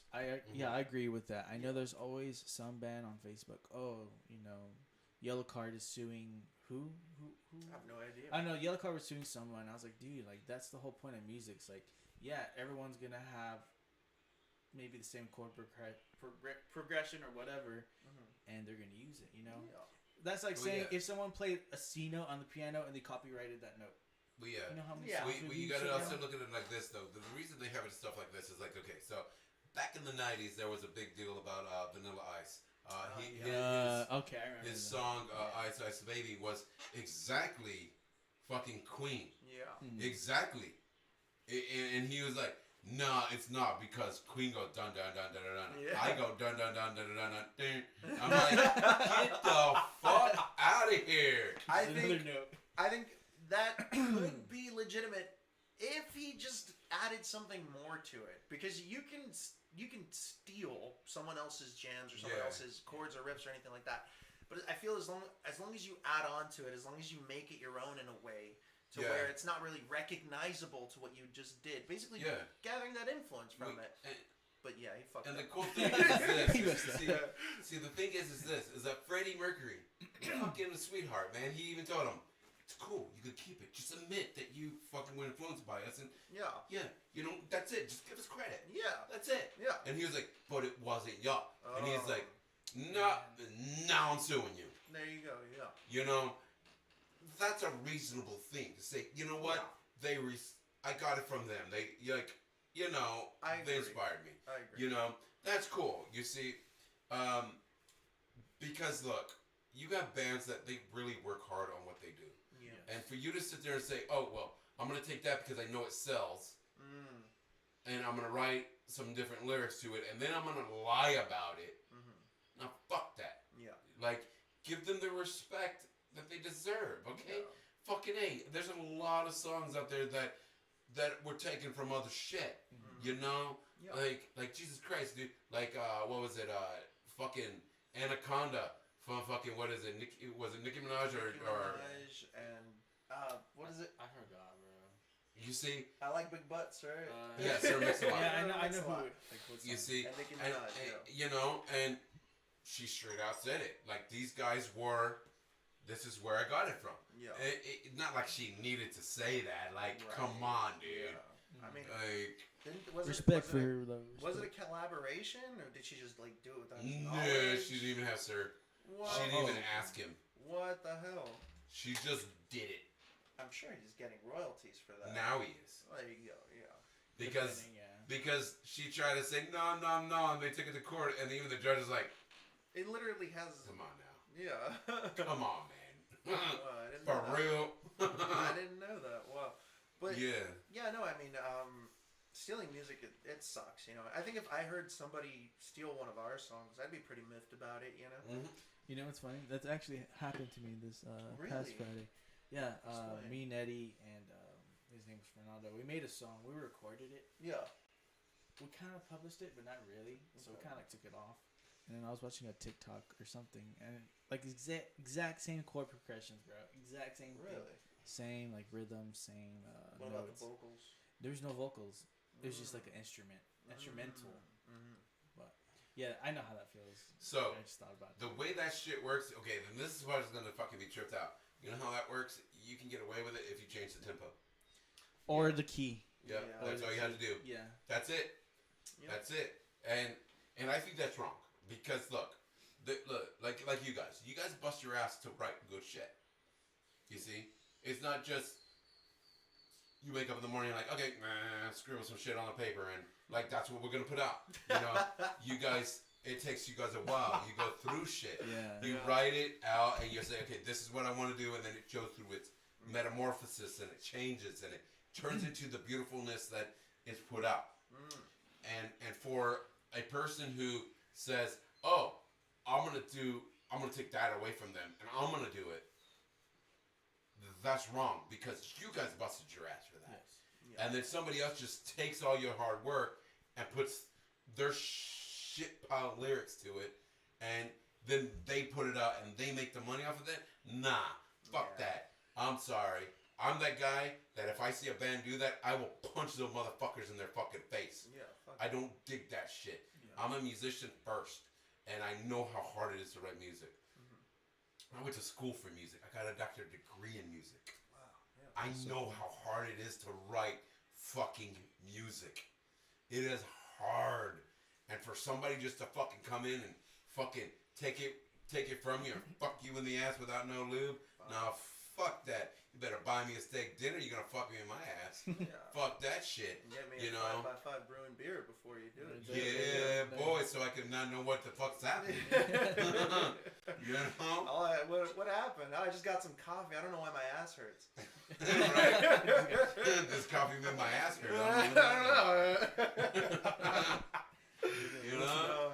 No, stealing music is definitely wrong. You definitely should not steal anybody's music. Yeah. But it put is. your work into it. Put your man. work into it and, garner some influences. Yeah, Like, it's okay if you were influenced by bands. I tell bands all the time. Yeah, It's absolutely. okay. Yeah. It's okay. You know. That's how people become musicians. Because they're so influenced and inspired by a band. That's how you start Yes. being That's how a you musician. start, yeah. Yes, absolutely. And there's nothing wrong with that. Absolutely not. I hate it when you tell a band, "Oh, you sound like this," and they get offended. Yeah. Well, that's your influence. You're gonna sound like that. No matter what I do in life, when I write music, it's gonna sound like Stone Temple Pilots Yeah. because those are my influences. It's gonna sound like Pink Floyd Yeah. because that's my influence. I get flattered when people are just like, "Man, you sound like Coheed and Cambria." I'm just like, "Really? Like, No, you man. think so?" I'm gonna tell you this. I was playing your TikTok channel and I showed my wife. She's like, "Oh man, babe, you're gonna get that famous band on here?" And Nah. I dead ass serious. And I was like, "They're a local band from me." She's like, "Nah, that band sounds like it belongs on the radio." Damn. Thank you. Hopefully one day 94.5. Yeah. You Well, know? I mean, I hey, can talk hey, to you know what? No. Don't shoot for 94.5. Shoot for no. bigger. Yeah. Cancel that. Cancel that. Shoot No. for bigger, man. Shoot for bigger. You're not. You don't support 94.5, Oh right? fuck no. Yeah. They're dude. Everybody, and I don't care who watches this. Everybody who works for 94.5 are cock blowers. May I ask why? Yes, because they not a single one of them ever really support local music. When have you ever seen any of them at a local show other than one that is sponsored by Q94.5? No, I've only seen them like bring on musicians to like interview them for their radio. That is Yeah, but that's the rare, thing is that right? No, what is it rare? No. I don't really yeah, keep up but with you it. know what? I'll tell you this. You know when they started doing that? What? When RGV Titan Radio came about, Really? so that they could take their people. Wow, that's messed up. I didn't know that. Oh, there's so much that I'll talk to you off camera about. Okay. because I'd like to hear that. because I'm not one that is going to defame people, Of course. but I will talk to you guys off camera about this shit. Yeah. I don't support them. I can't. I mean, think about this. There is a channel, RGV Titan Radio, and I support them 120%. Fuck yeah. Because what do? They put local music out there, and then you get this fucking corporate conglomerate bullshit company that says, "Oh, we're gonna do the same fucking thing, but we're never gonna go to a local show." Fuck that. It's disappointing. Yeah, you see, so I'm like, fuck that. If you don't support music, 125,000%, don't fucking even try to come into my world, because I ain't playing it. I may not have all the fucking audience that 94.5 has, but I have my integrity. And I have the fact that I love my local scene. So much so, you see, that I do this. I don't do like some other podcasts that charge for fans to come on. Really? You see, I don't believe in it. I believe that an artist should be able to come on and just fucking enjoy their day. Speak music and be themselves. Fuck censoring. Fuck all that shit. I don't give a fuck. If somebody wants to come on and just fucking spew all their shit all night long, I don't give a fuck. Do it. Because I want musicians to be able to be themselves so that so that fans can hear it and be like, I fucking relate. Yeah. I'm there. Yeah. They understand you on a personal level. And when somebody understands a band on a personal level, they will be a fan for life. Absolutely. Yeah. And I want that. You see, 94.5 don't do that. 94.5 tells you, you can't say this, you can't see that, you can't do this, you can't do that, you can't do this. You gotta, and then you gotta say, you gotta give us shout outs throughout the whole show. No, fuck that shit. Why don't you give them shout outs? They're your guest. Like, give them shout outs. Let them have a chance to say where they're playing. And it doesn't need to be places that is sponsored by y'all. No, fuck that. You see, that's why venues die. Because of these big corporate fucking stations that only want to support their venues. The venues that allow them to go. You see, we lost a beautiful venue. A beautiful fucking venue. We lost Yerbaria Cultura. What? What? It is closed. What? It is closed I for had no life. idea. Wow. They're selling it. It is gone. You know why? Because shitbag stations like that did not fucking support them. Damn. They want to support the big bands and all that. Well, why can't you support bands like Viberhaven, 40 Caliber Kiss, Yeah. The Perfused, Yeah. Pantheon, Avert Enemy, you know, these October bands, October Roar, you guys, you see, bands that bust their ass to make the Valley what it fucking is. To me, that's what you should be doing. How are you going to sit there and say Q94.5, the Valley's rock, and don't play any of the Valley's rock? Yeah. You know? I agree. They should That's- play more original music then. That's like owning a fucking gay club and saying you support LGBTQ but only have straight guys in your bar. Yeah. Like, See that? That's actually a good example. Like, to be you know, like fuck that. How are you gonna say that? And then you take clout away from people like Titan Radio that is legit about local music and all they play is local music. Yeah. You see, I know I have a lot of people who watch this who want me to have hate towards Titan Radio. They want that RGV chisme going on. And I don't have any hate towards them at all. I got to a point where I understood that I wanted bigger for Jackal's Corner. And I moved it to this. Yeah. I understood that I wanted to be on my time, my schedule, and who I wanted, when I wanted, and how I wanted it. And I moved it to this. I love those guys with all my heart. And I think that everybody needs to still tune into them and give them love because they are the motherfuckers who believed in it. Fred did this with his money. He didn't ask for anyone's money. He did it with his money to give all the local bands a place to be. And there would not be a Jackal's Corner if it wasn't for him. And I give him mad love for that. I will not give mad love to 94.5. I used to be infatuated with it. Really? I wanted to be a DJ on there. Wow. Yeah. And then I started hearing what they played. And I started hearing how they really were. And hearing all the bullshit and the bands that they talk shit about. Wow. You know. Yeah. And I don't play it. I don't play it. I do. there's a way that will get me to turn off from you quick, and that is talking shit about local music. Mm-hmm. I'll have nothing to do with you. Yeah. You see, but that's why I can't dig 94.5. I despise them because of that. How are you going to be a Valley station and not give love to the Valley bands? Yeah. You be selective about them. Mm-hmm. You see, and be like, oh well, okay, you got money, so I'll put you on my podcast. No, fucking suck a dick.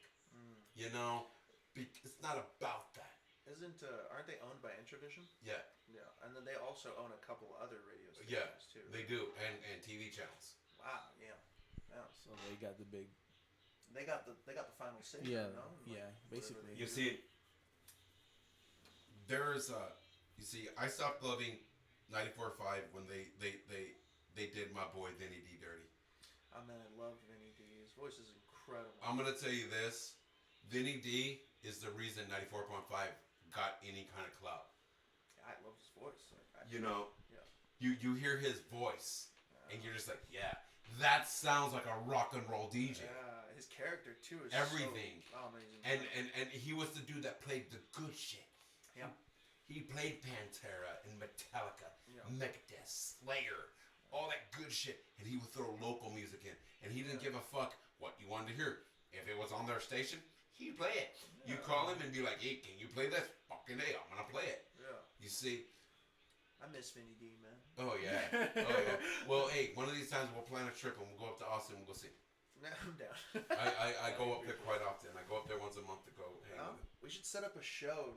That'd be so cool. Yeah, in Austin and just go. Play I'll there. do it for you guys. I'm gonna go up on the 28th so that I could be at come and take it on the 29th to go see All That Remains. Hell yeah.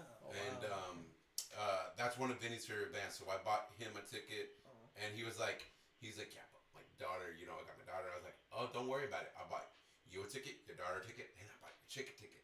That way, there's nobody who could stop you from seeing your fucking favorite band. Wow, yeah. One of your True favorite friend bands. right here. Let's do that shit. Yeah, for real. Yeah. Let's do that. awesome. Brother, sorry, not even a friend. A brother. Yeah, that's that dude. That's my bro. Fucking hardcore, man. Wow.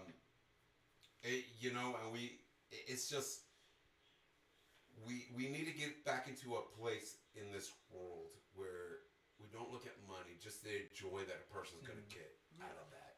You see, and music is beautiful. Music, you should never ever tell a friend, well, you're not gonna get to see this band you like because you can't buy their ticket. Fuck it, buy their fucking ticket. Like, goddamn, dude. Like, you know you're just gonna spend that money on fucking booze. Fucking spend that money to make your fucking friend happy. You don't know how much that's gonna change that boy's life. Yeah. Or your homegirl. Fuck it. You see, and here's another thing, by the way, guys. If you buy a ticket for a chick to see a show, don't expect to get your dick sucked.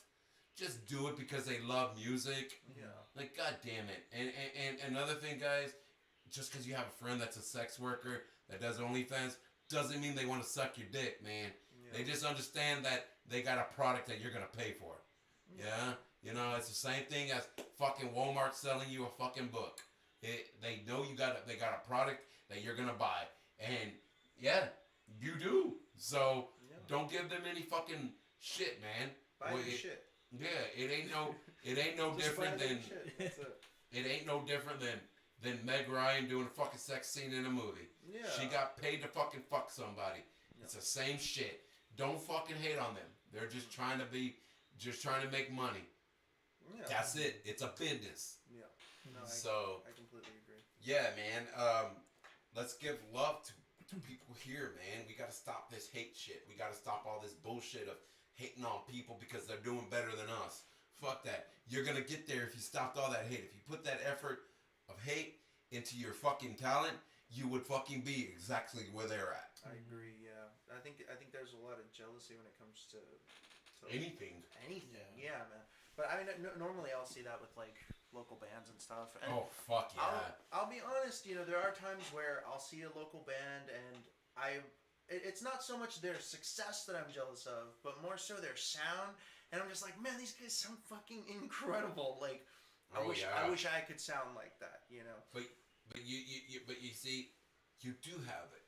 You see? That's the thing. I think as a musician, we never think that we're like our music's good, or we never think that I think we're like what it special. is- That's what makes a musician. I think what it I is agree. is that we're always second guessing ourselves. Mhm. Yeah. Does this sound Oh, yeah. good? Yeah. We'll scrap it. You know what? Let's Yeah, start all yeah. over. You know what? Let's go back to the Oh, original. man. Yeah. I have talked to some incredible musicians in the Valley, man. There's this musician, I love him with my heart. His name's Jorge. He's in this band called 10 Foot Overhead. Incredible pop punk band. And, he feels the same about his music. Sometimes there was a song I fell in love with that they wrote, and I wanted him to teach me how to play, and he showed me how to play, and I was like, wow, this is beautiful, it's amazing. He was like, it's so simple, and I felt like I could have written it better, I could have done this, and I was like, are you kidding me? Like, this is gold, like, Yeah. what are you talking about? Like, incredible musician, We but see, it's that's- about second guessing ourselves. Yeah, doubting that's ourselves. like what my- she said, dude. My homeboy, I have a homeboy, Jay Moniz. Mhm. I'm gonna say he is probably by far one of the greatest musicians I've ever heard in my life. Yeah. Wow. And not just in the valley, in my life. Wow. This man is fucking amazing. And you tell him you're amazing, he's like, hey, I'm okay. Mm. And I'm like, no, man, like you're one of those that you deserve to be winning awards and touring the world Yeah. and getting paid millions of fucking dollars to play. Like, amazing guy. You ever see that he's playing at a place, go see him. He's gonna blow your mind. Wow. This man is fucking amazing. Can you share that with me later? Oh yeah. Send me a link or something. Oh Yeah, yeah. send it We to gonna me. jam some. We'll jam some Jay. Hell yeah. This guy. I met him because of NED. See, we were doing an open mic night at Stokely's. Rest in peace, Stokely's. You shall have a comeback one day. Greatest venue to ever exist in the valley. Owners were people who just literally opened a venue just because they wanted local bands to have a place to play. Fuck yeah.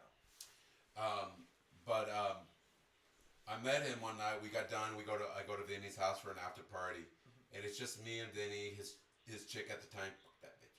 But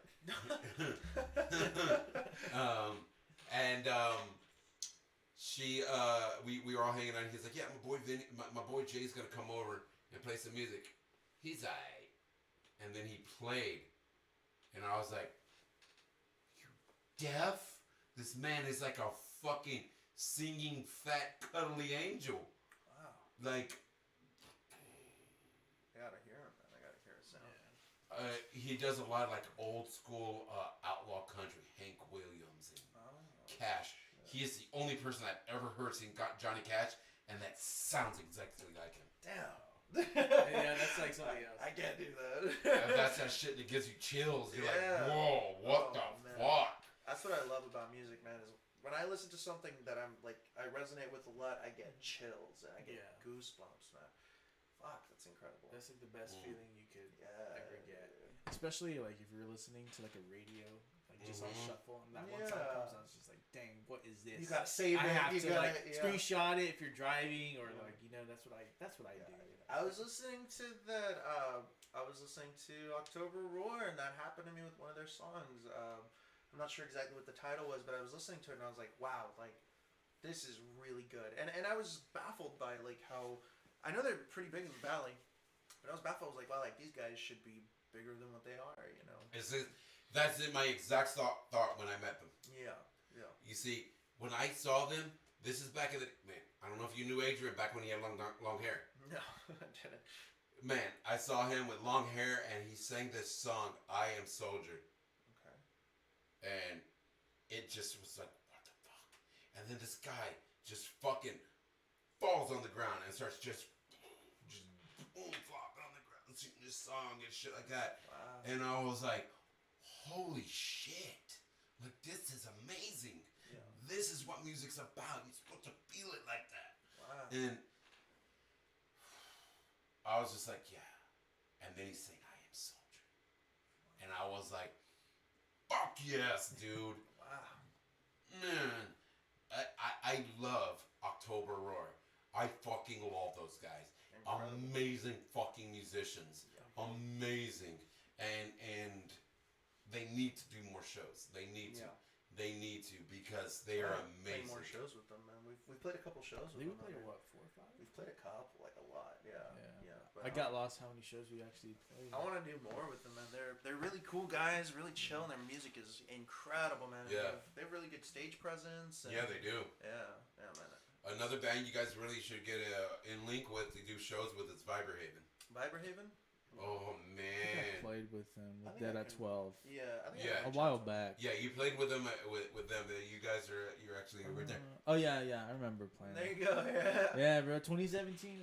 Yeah. Oh wow, you have my whole band up there. Yeah.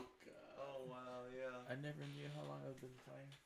Yeah, dude. You guys, this show was badass, dude. That show was badass. With Lucid Decree, Moonlost, Viberhaven, and Dead at 12. Fuck, that show I was remember badass. Lucid Decree being really fucking incredible. Yeah. What happened to them? Do you know? And They're they're still just playing. like Oh. into the universe, and Moonlost. They're just they say they'll never get back together, but they will. They will. I know Chris. Chris can't help it. You see, I love that show because it was all the bands that I really fucking enjoy. Fuck yeah. Viberhaven, an amazing band. You get what? Okay, so you understand why their name's Viberhaven. No clue. Okay, vibra, the vibration of sound. Yeah. Haven, a sound haven. Wow. That's fucking cool. That's actually pretty cool. Yeah. That's really good. Wow. That's like something Set in stone. Yeah. Oh damn, bro. Bro, that was cold, bro. That's No, no. They're gonna be like, hey, "You No never-" hate, And no then there's hate. us, bro. And then there's us. But you know, dead the body, thing is- upon a burning body.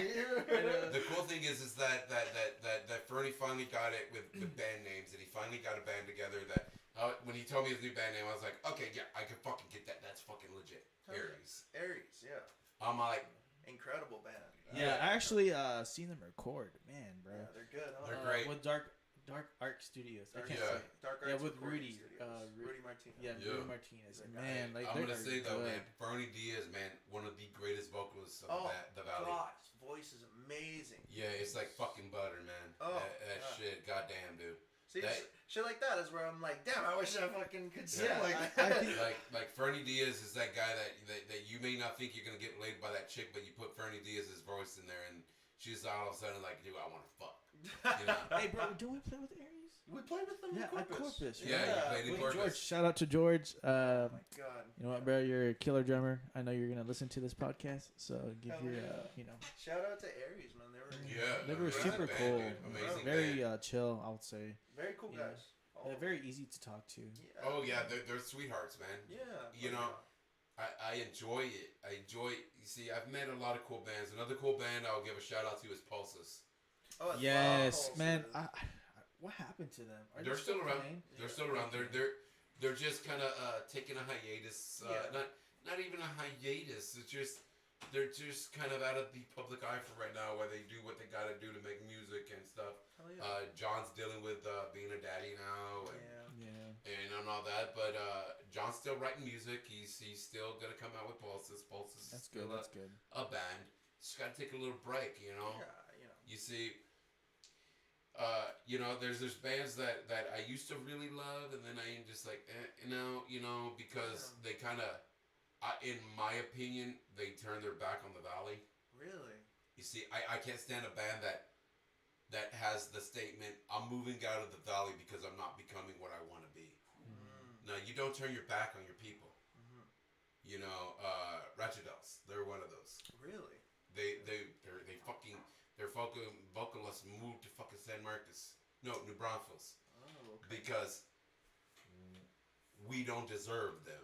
And he's posted that before.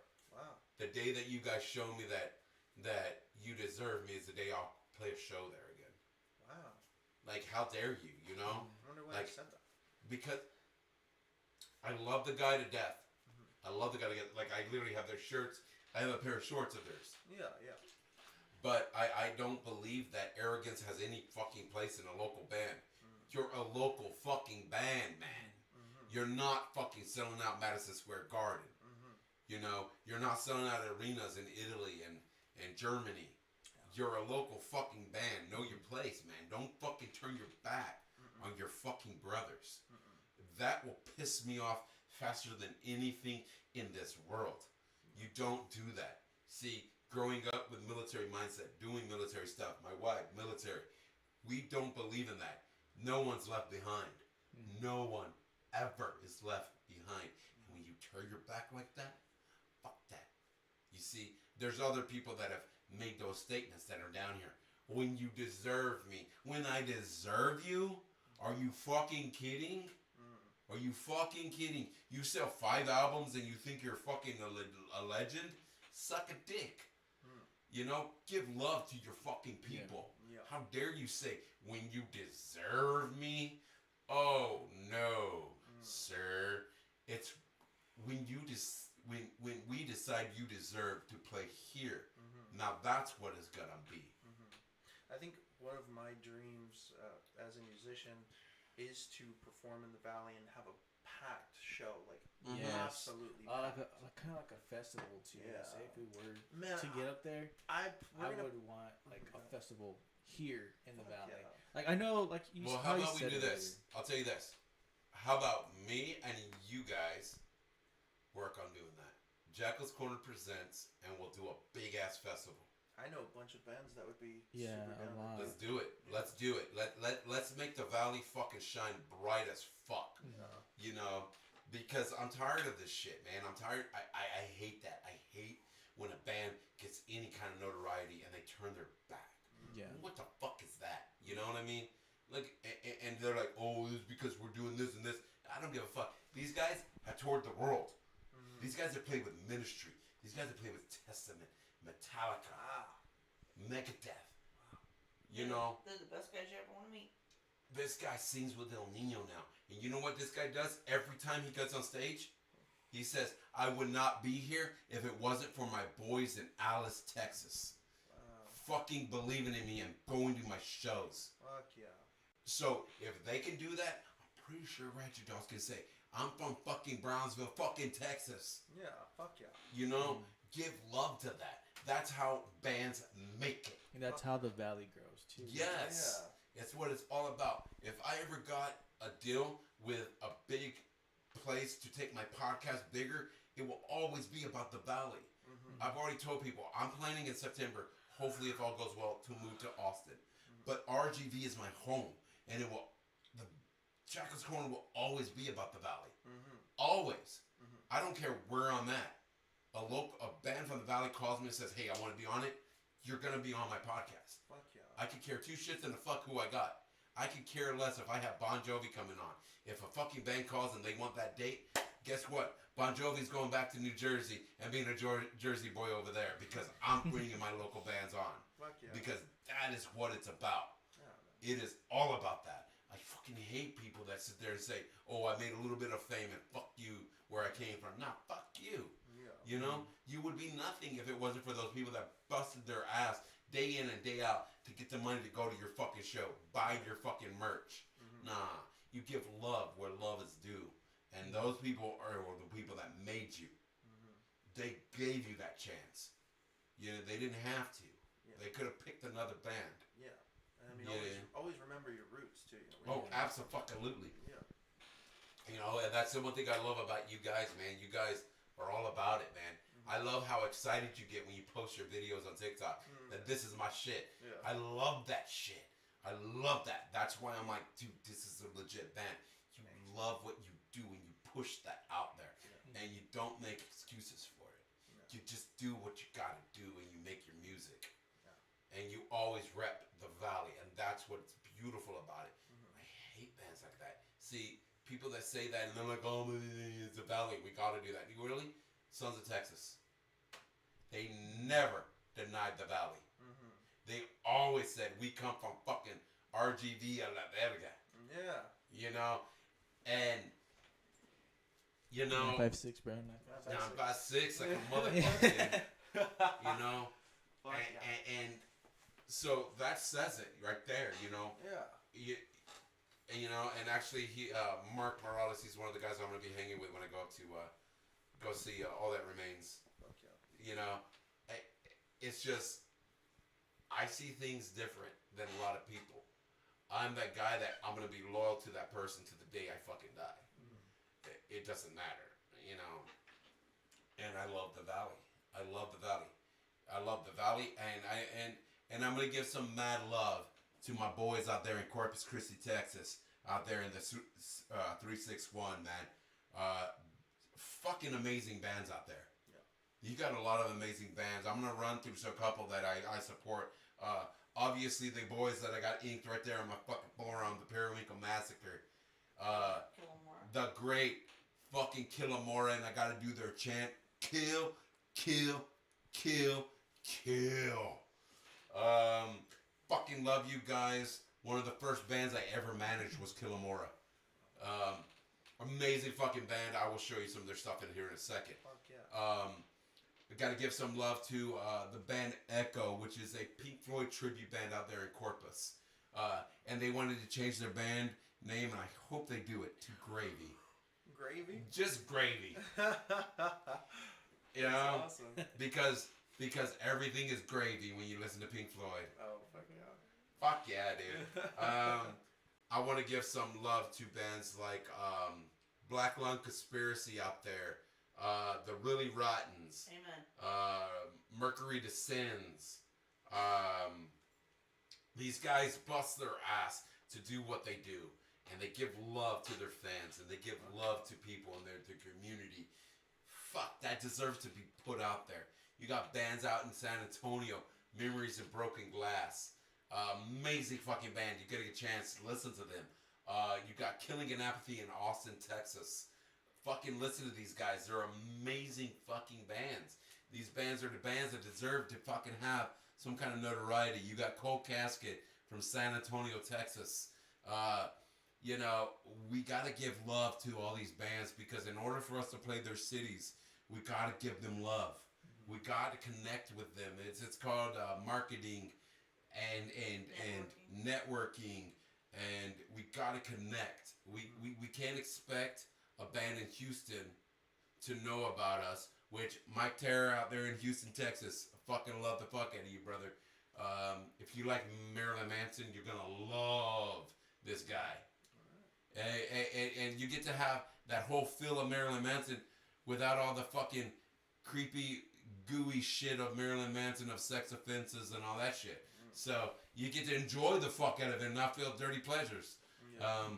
So you gotta give love to your cities, man. You gotta give love to your bands and people who say, well, only RGV. No, man. Give love to your state, man. Texas has some of the greatest fucking music. Just give it a shot, man. Texas is amazing for music. Yes. Amazing. There is a reason why Austin, Texas is the live music capital of the world. There's a reason for that. Because Texas has some badass shit. We have people like Janis Joplin, Buddy Holly, fucking Stevie Ray Vaughan. Like, dude, who the fuck can you match with Stevie Ray Vaughan? It's Stevie fucking Ray Vaughan. Like, the guy is a god. We have people like ZZ Top from Texas. You know? You gotta give love to Texas, you know? We got some good fucking bands out here. And we gotta give love to it, man. But yeah, guys, merch, got merch coming out, or videos, or anything coming out? I have some new merchandise coming out. I recently commissioned an artist to make us some new merch. We also got a music video. Yeah. More music on the way. Yeah. Yeah. Hopefully more shows this summer because I'm gonna be taking a break from school, so that'll give us a lot more. We're definitely going to play a lot more shows. Yeah. I definitely want to get out there more, and I really want to start playing more shows around the valley. Yeah. Like I said, you know, one of the goals is to play a show and have it be, you know, completely packed. Here in the valley. Well, I'm gonna say this right now. So I'm working on a thing with Cine right now. Me and Bert of Cine, we are trying to get the Brothers in Arm tour down here. I don't know if you're familiar with it, but it is Head PE, Drowning Pool, and Il Nino. Okay. And I give you my word right here, with everybody witnessing it, we get it booked down here. You guys will be one of the opening bands. Damn. Thank you so dude. much, man. Definitely, I man. appreciate that. Cool. Honestly, Dude, I will definitely give you that love because you guys have given me love since the day one. Actually, what was the band name? The first band name you said? Head PE. Or you said Brothers in Arms too? Brothers Yeah, the Brothers in Arms tour. Didn't they come most recently? Or No, it's a Brothers in Arms tour. Oh, okay. That's the name of the tour. Probably Brothers in thinking Arms of tour. it, It is Head PE, Drowning Pool, and El Nino. yeah. Oh, okay. And that's gonna be you guys will be one of the bands that I'll put on there for opening for them. That way you guys can get your big crowd. Thanks, man. That Yeah, means a thank lot you. to us. Means a lot. Seriously. The way I see it is this. You guys believed in me in the beginning. I believe in you guys forever. And I will always book you guys on badass shit because you guys deserve it. Yeah. You see, you guys have always busted your ass. And I told you that when I met you guys. I listened to the music and I heard the way you guys were and the way you spoke. And that means a lot to me. I'm a very picky fucking person about people that I give mad love to. I'll let anybody come on the podcast. I don't care. Whatever. It's about what it's about. But bands that I will go all out for and I will give my name for, it's very rare. It's very rare. Yeah. I think maybe about 5% of the bands that I've ever had on here, I will give my word for. That's how you know he's feeling it. Yeah. You know, I'm extremely honored. Yeah, same. you see, Makes me cry a little bit. Yeah, I feel I respect bands that understand what music is, and don't think that music is just a catalyst to make billions of fucking dollars. You get it. You guys get it. You guys understand that. That is, y'all's music could be one day something that is going to save a person from taking their life because they understand it. You see, when we heard Linkin Park sing this song, what is it? One Light, One Candle. What is it? The last song that Chester ever wrote. Oh, I think I've heard it. I'm not sure if it's the. And Linkin Park fans will know. Well, the hardcore Linkin Park fans will know what I'm talking about. And that song just wrecked me, man. It just wrecked me. And it made me sad, too, because he died a little after that. He took his life a little after that. And rest in peace, Chester. We fucking love you, brother. You did a lot of good for us.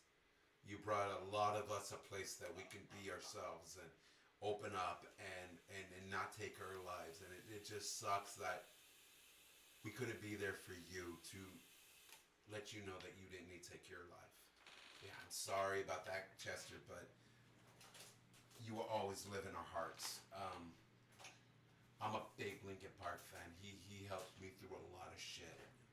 And it breaks my heart that he didn't have anybody there in his final moment. And all people cared about was new music, push. And it pisses me off. And then let me tell you this, I want to speak to my audience right now. If you guys are people who love music, and if you're tuning in to hear you do, please understand that these are humans. They need time. Sometimes they need time away.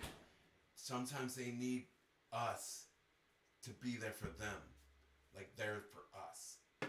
So we need to do this right. We need to be there for our musicians. We need to let our musicians know if you're feeling hurt, if you need someone to talk to, I'm there. Because that can save a life. If somebody was there for Chester, we could have had him here today. We need to be there because suicide is real. Depression is real. And if you're hurting tonight, you're thinking of taking your life, please call the suicide hotline. Please, or please reach out to me. I will be there for you. I promise you. I don't want to lose another person that I love. Please, hit me up. This is real. I want to be real with you guys. This isn't just a podcast for me to do what I do. This is for you guys. So if you're hurting, I'm here for you. I will talk to you and I will be there for you as a person, because as a person, we should be there for everyone. Whether we agree with the person or not, we should be there. As a human, we should be there. Because nobody knows how it feels to be sitting there feeling alone and not having anybody. It's very scary. Yeah. And people like Chester and Scott and Chris have all proven it. That just because you're famous doesn't mean you're happy. No. No, and even when you're surrounded by people that you love and you get into that kind of state of mind, Yeah. you'll still feel very lonely. Yeah. Yeah. And it's such a shame because it's happened to me before where I'll be put in a situation where I'll have a panic attack or I'll feel depressed and I don't see how much my family loves me or how much my friends love me or how much people want to be there for me and support me. And the only thing I can think about is how easy it would be to just end it all. Oh, absolutely. So if you know somebody that's suffering with depression, suffering with anxiety, please reach out to them. You know, let them know that they're loved. Let them know that you care about them, and let them know that life is worth living. And they may not see that right now, Yeah. but feelings are temporary. Yes, they are, and suicide is permanent. Yeah. I have actually marks on my arm here from So do I. me doing that shit, and I know how it feels. I know how it feels to feel alone, and I know how that is. So if you guys get anything out of Jackal's Corner, please get that Jackal's Corner is here for you. 100%. I could care two shits in a fuck about what time it is. You call me, I will be there. We're up anyway. There's a song by I forget the name of the band. But they have a song. It's called "How to Save a Life," Oh, okay, yeah. and the lyrics are beautiful. The lyrics literally say, "Where did I go wrong? I lost a friend somewhere upon the difference." You see, it says, "Would I know how to save a life? Could I have been there more for you?" Steam. You see, what?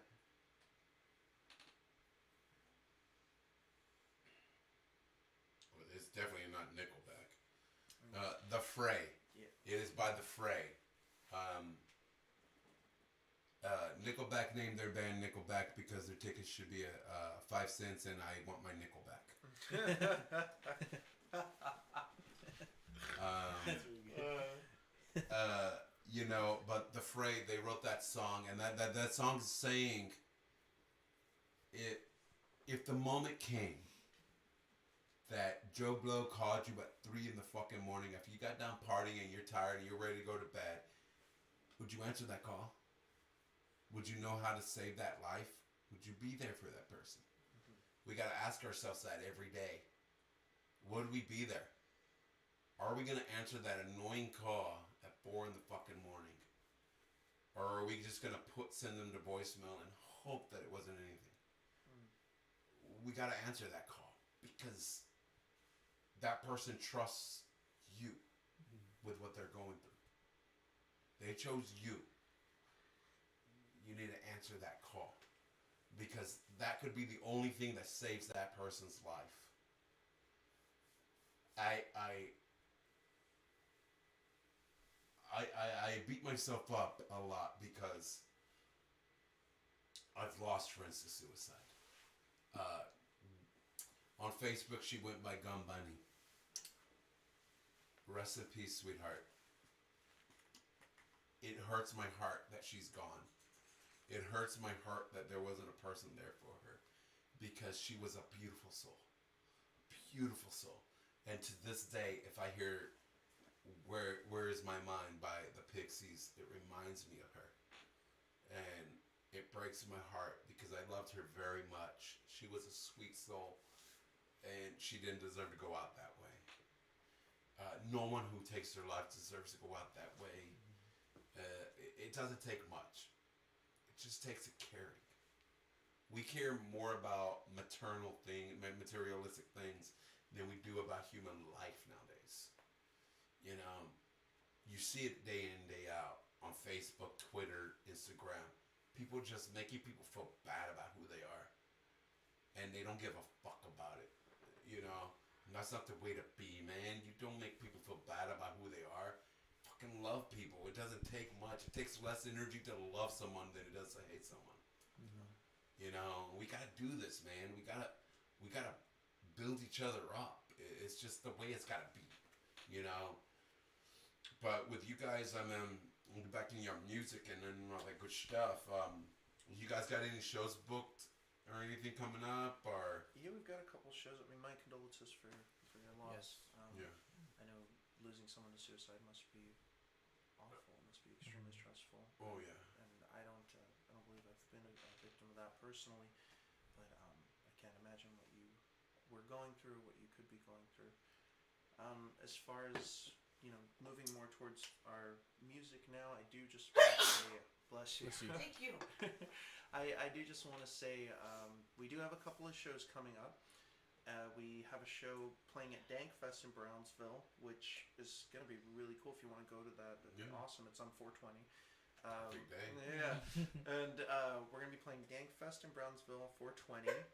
Bless you. Thank you. 422, we're going to be playing, I believe it was at the Dungeon in McAllen. McAllen. Yeah. So we're Yeah. playing at the Dungeon in McAllen on 422, and then 423, It's tough shit. we're going to be playing at Bummer Shed in Alamo, Yes. which honestly, I've played there before. It's a little venue, but it's incredible the amount of support that the Yeah. venue gets. And I'm really excited to play at all of these places. And so that's 420, Dankfest in Brownsville, 422, the Dungeon in McAllen, and 423, Bummer Shed in Alamo. All right, man. You guys heard that, so let's get your asses out there and support these guys, man. Like, it doesn't take much, buddies. You guys put gas in your fucking cars to do stupid shit. Let's support some fucking local music, right? Like, fuck, it's not that hard. Get your asses out there and go support music, and fuck it. Like, we got nothing else to do here in the valley other than support local music, you know? Fuck yeah. So let's do this, man. Yeah, dude, the 420 show, see if I can figure out a ride to get over there because I don't have a vehicle, but I would love to do that, man. Maybe if one of you guys could come scoop me up, I'll even take my cameras and shit like that and shoot it live and put it on my podcast. Yeah, fuck yeah. You know, that is a new part that I'm going to be doing for Jackal's Corner, a new segment where I go to live shows and shoot it live. I'm going to call it Jackal's Corner Live. No, seriously, we're live. You Oh, know? yeah. That's pretty cool. Yeah. You know? So I want to do that because I understand there's a lot of people who would love to go to a show but they just can't get out. They got kids or whatever. Let them be able to check that show out live. Fuck yeah. The whole point behind this is to get the fan base. Yeah. You know? So I get it. You know, I've talked to a lot of people that are like parents and they're like, well, why have no babysitter so I can't go see them? Mm-hmm. You know, maybe do a thing where I charge people to watch that and then give the money to bands. Yeah. You know, something. But yeah, dude, you guys have been busting ass. I really enjoy it. And guys, you can check these guys out on TikTok. I believe they have Facebook, Instagram, all of it. Yes. All the works. All the works. Go find these guys upon your dead body. They're gonna blow your mind. I'm telling you now. If you didn't tune in earlier in the show, yeah, they're amazing. They're The songs that Steven played, I've never heard y'all before. Mhm. I really like it. Thank It's you. it's you. like really good. Thank you so much. That means a lot to us. And I'm a country girl, so that's not that. Oh, yes. Yeah, guys. So when can people be looking forward to getting some merch from you guys? merchandise. I'm gonna see if I can put some, hopefully by next week, put some Okay. on our web page. I think as of right now, we're just gonna have it online. You'd be able to purchase it online and get it delivered directly to your doorstep. Oh, that's the perfect way to do it, my man. Hell yeah. And send me your once you guys get it all set up, send me your link, and Absolutely.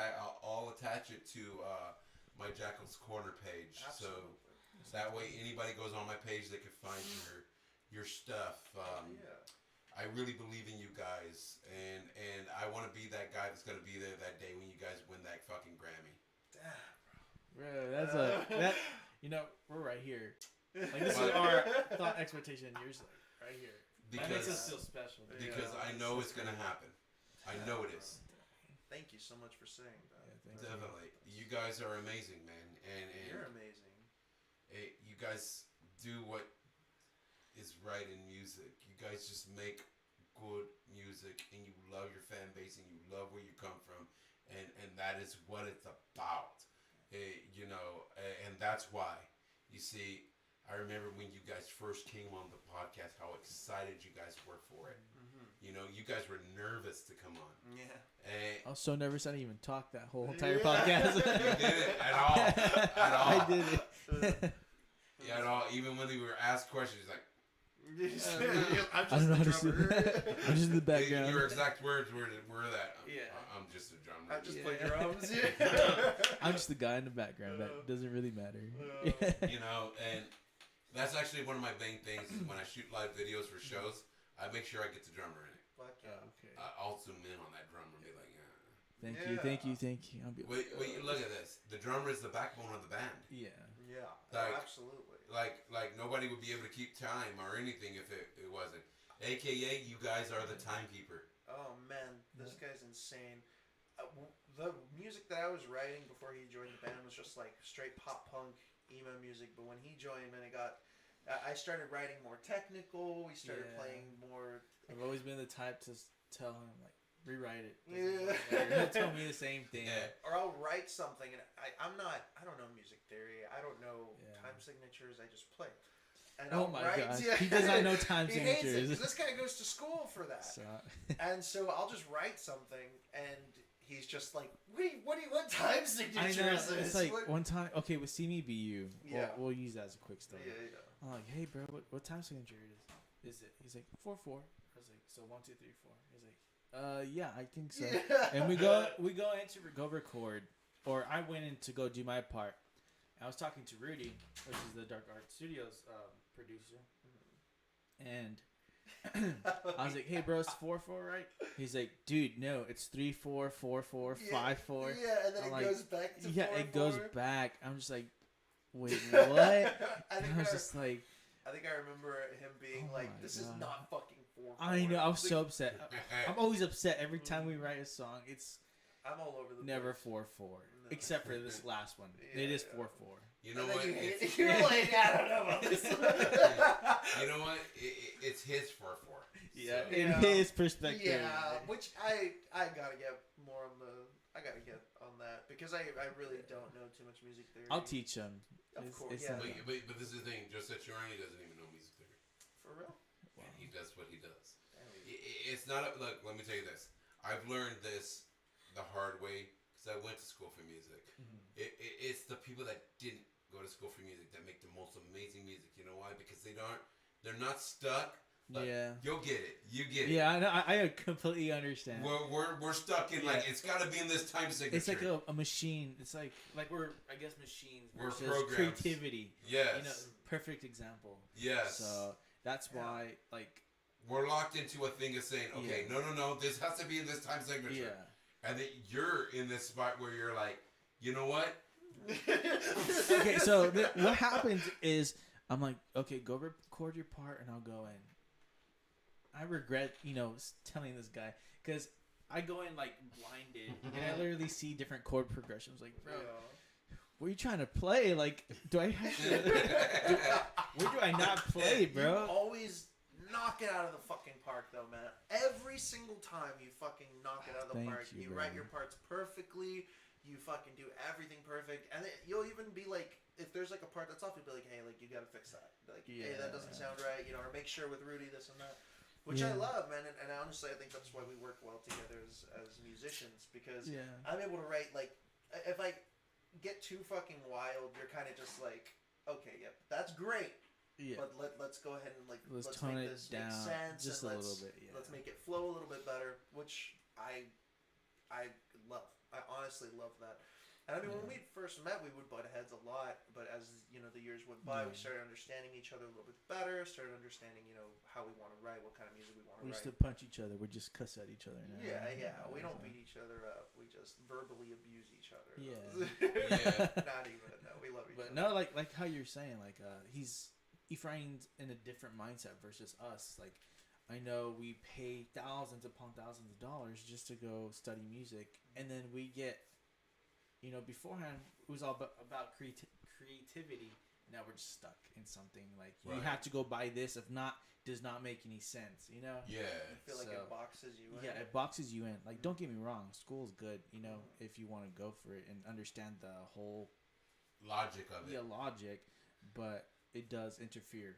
It does have pros and cons. That's what It I'm trying to does, say. because then you get locked in this box. Yes. And it's hard for you to break out of it. Mm-hmm. But yeah, guys, we're gonna go ahead and close it out right here. All right. We're already Shout out. going on. We're already going on like almost midnight.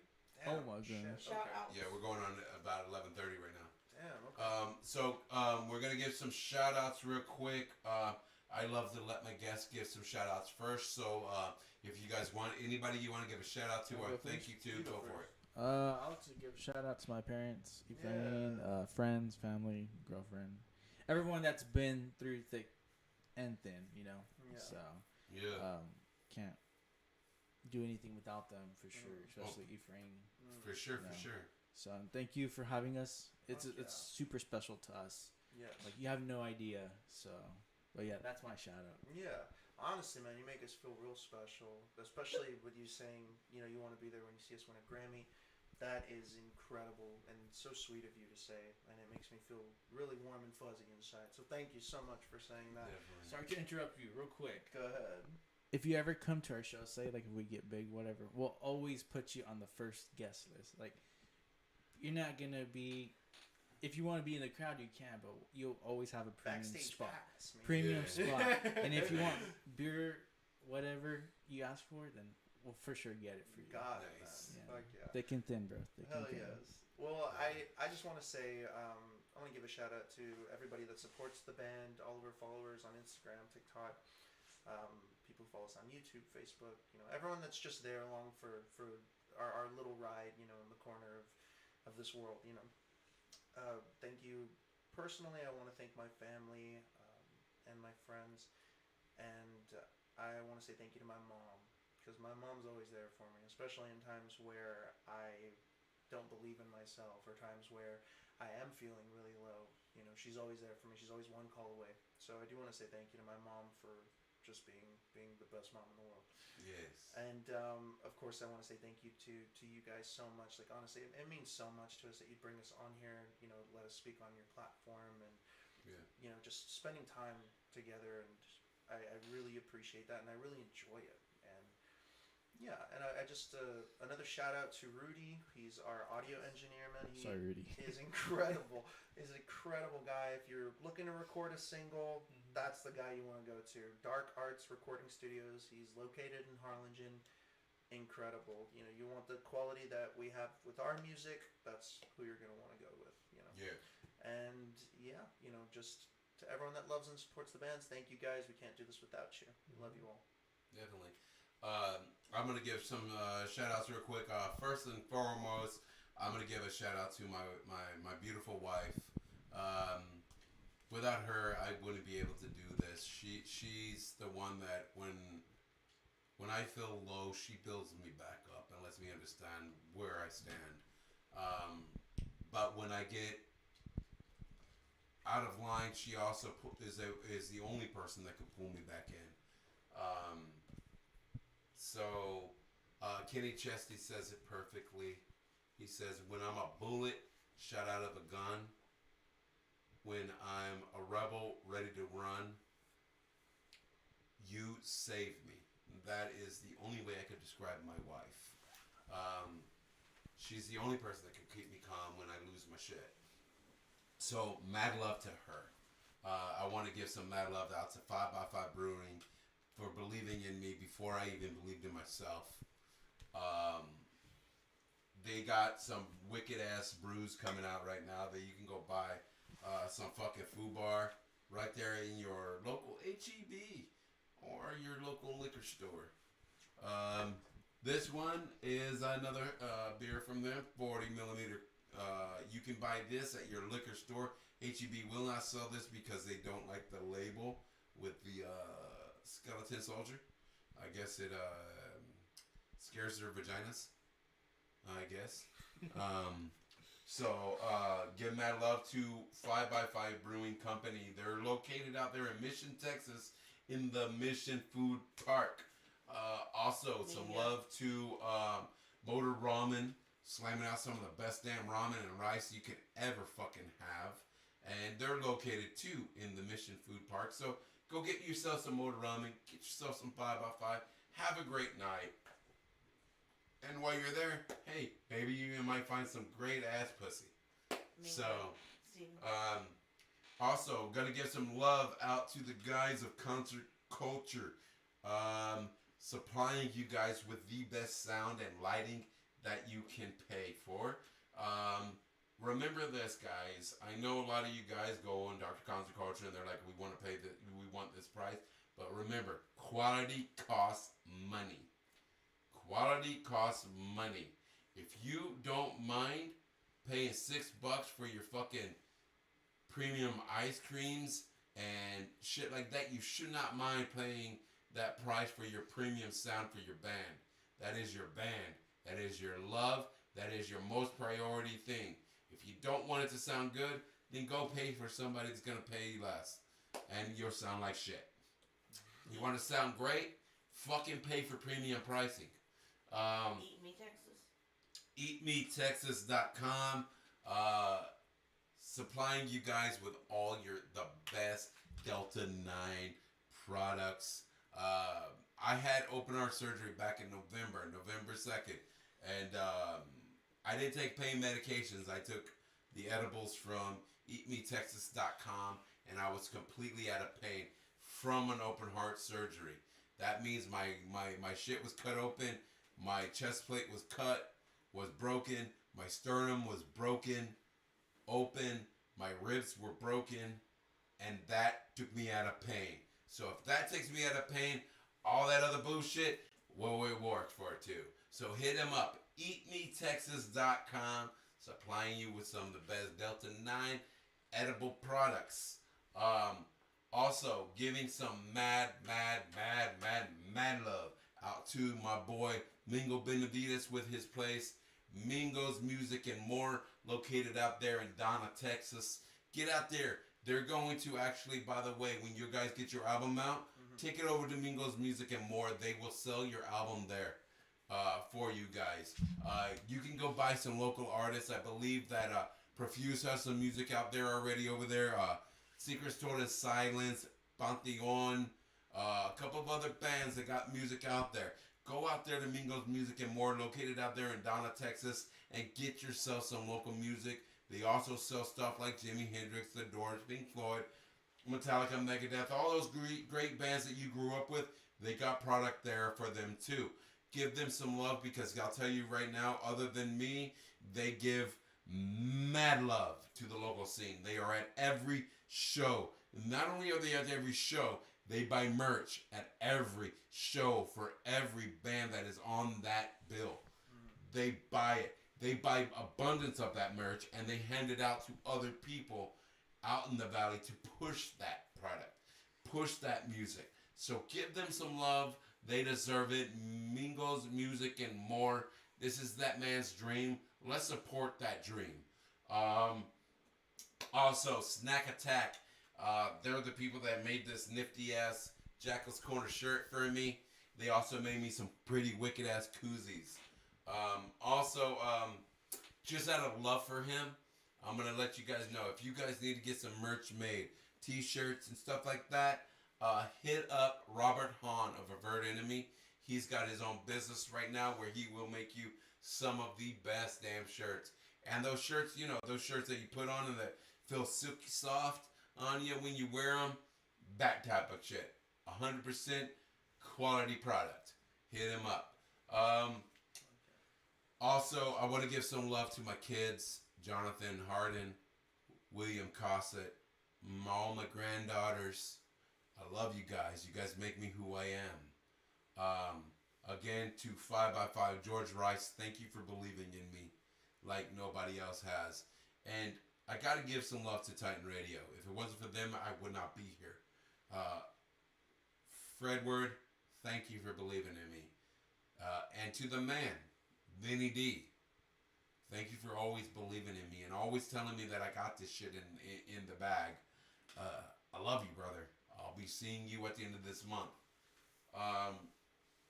With that being said, make sure you guys keep posts on what's going on with our local venues, especially with Cine Re. We've already lost Yoberia Cultura. Let's not lose anymore. Let's support our local venues. And let's support our local shops and local people. We're all we got. Let's take care of each other. Whatever happened to that good old-fashioned neighborly love. Let's do this shit. We can make Valley the next big badass fucking place. Let's do this shit. Let's stop this shit where people believe what the news fucking says. We're not like that. We're not fucking hate mongers. We're not violent down here. We have less violence here than we do in San Antonio and Austin. But they don't put that out there because we allow it. Let's stop letting them fucking make us look like fucking savages. RGV is my home and always will be. I thank you guys in the Valley for letting me do what I do. With that being said, this is Stephen Longoria telling you guys, fucking be cool, peace, love, unity. I thank you guys again. Go check out 5x5. They always got live music. From Wednesday to Sunday, they got live music. They are open this Saturday. Go head out to the Far Hub Festival. They got some music going on. They got some car shows, some carnival rides. $5 entry gets you into the gig, and you get to check them out. They're gonna have Joe Nichols, La Mafia, Solido, and Southern Ashes playing there. They're gonna have a car show. Let's support our local stuff, man. Get your asses out there. If you get there before, I believe, 4 p.m., you get in for free. So you get to check out a show for free.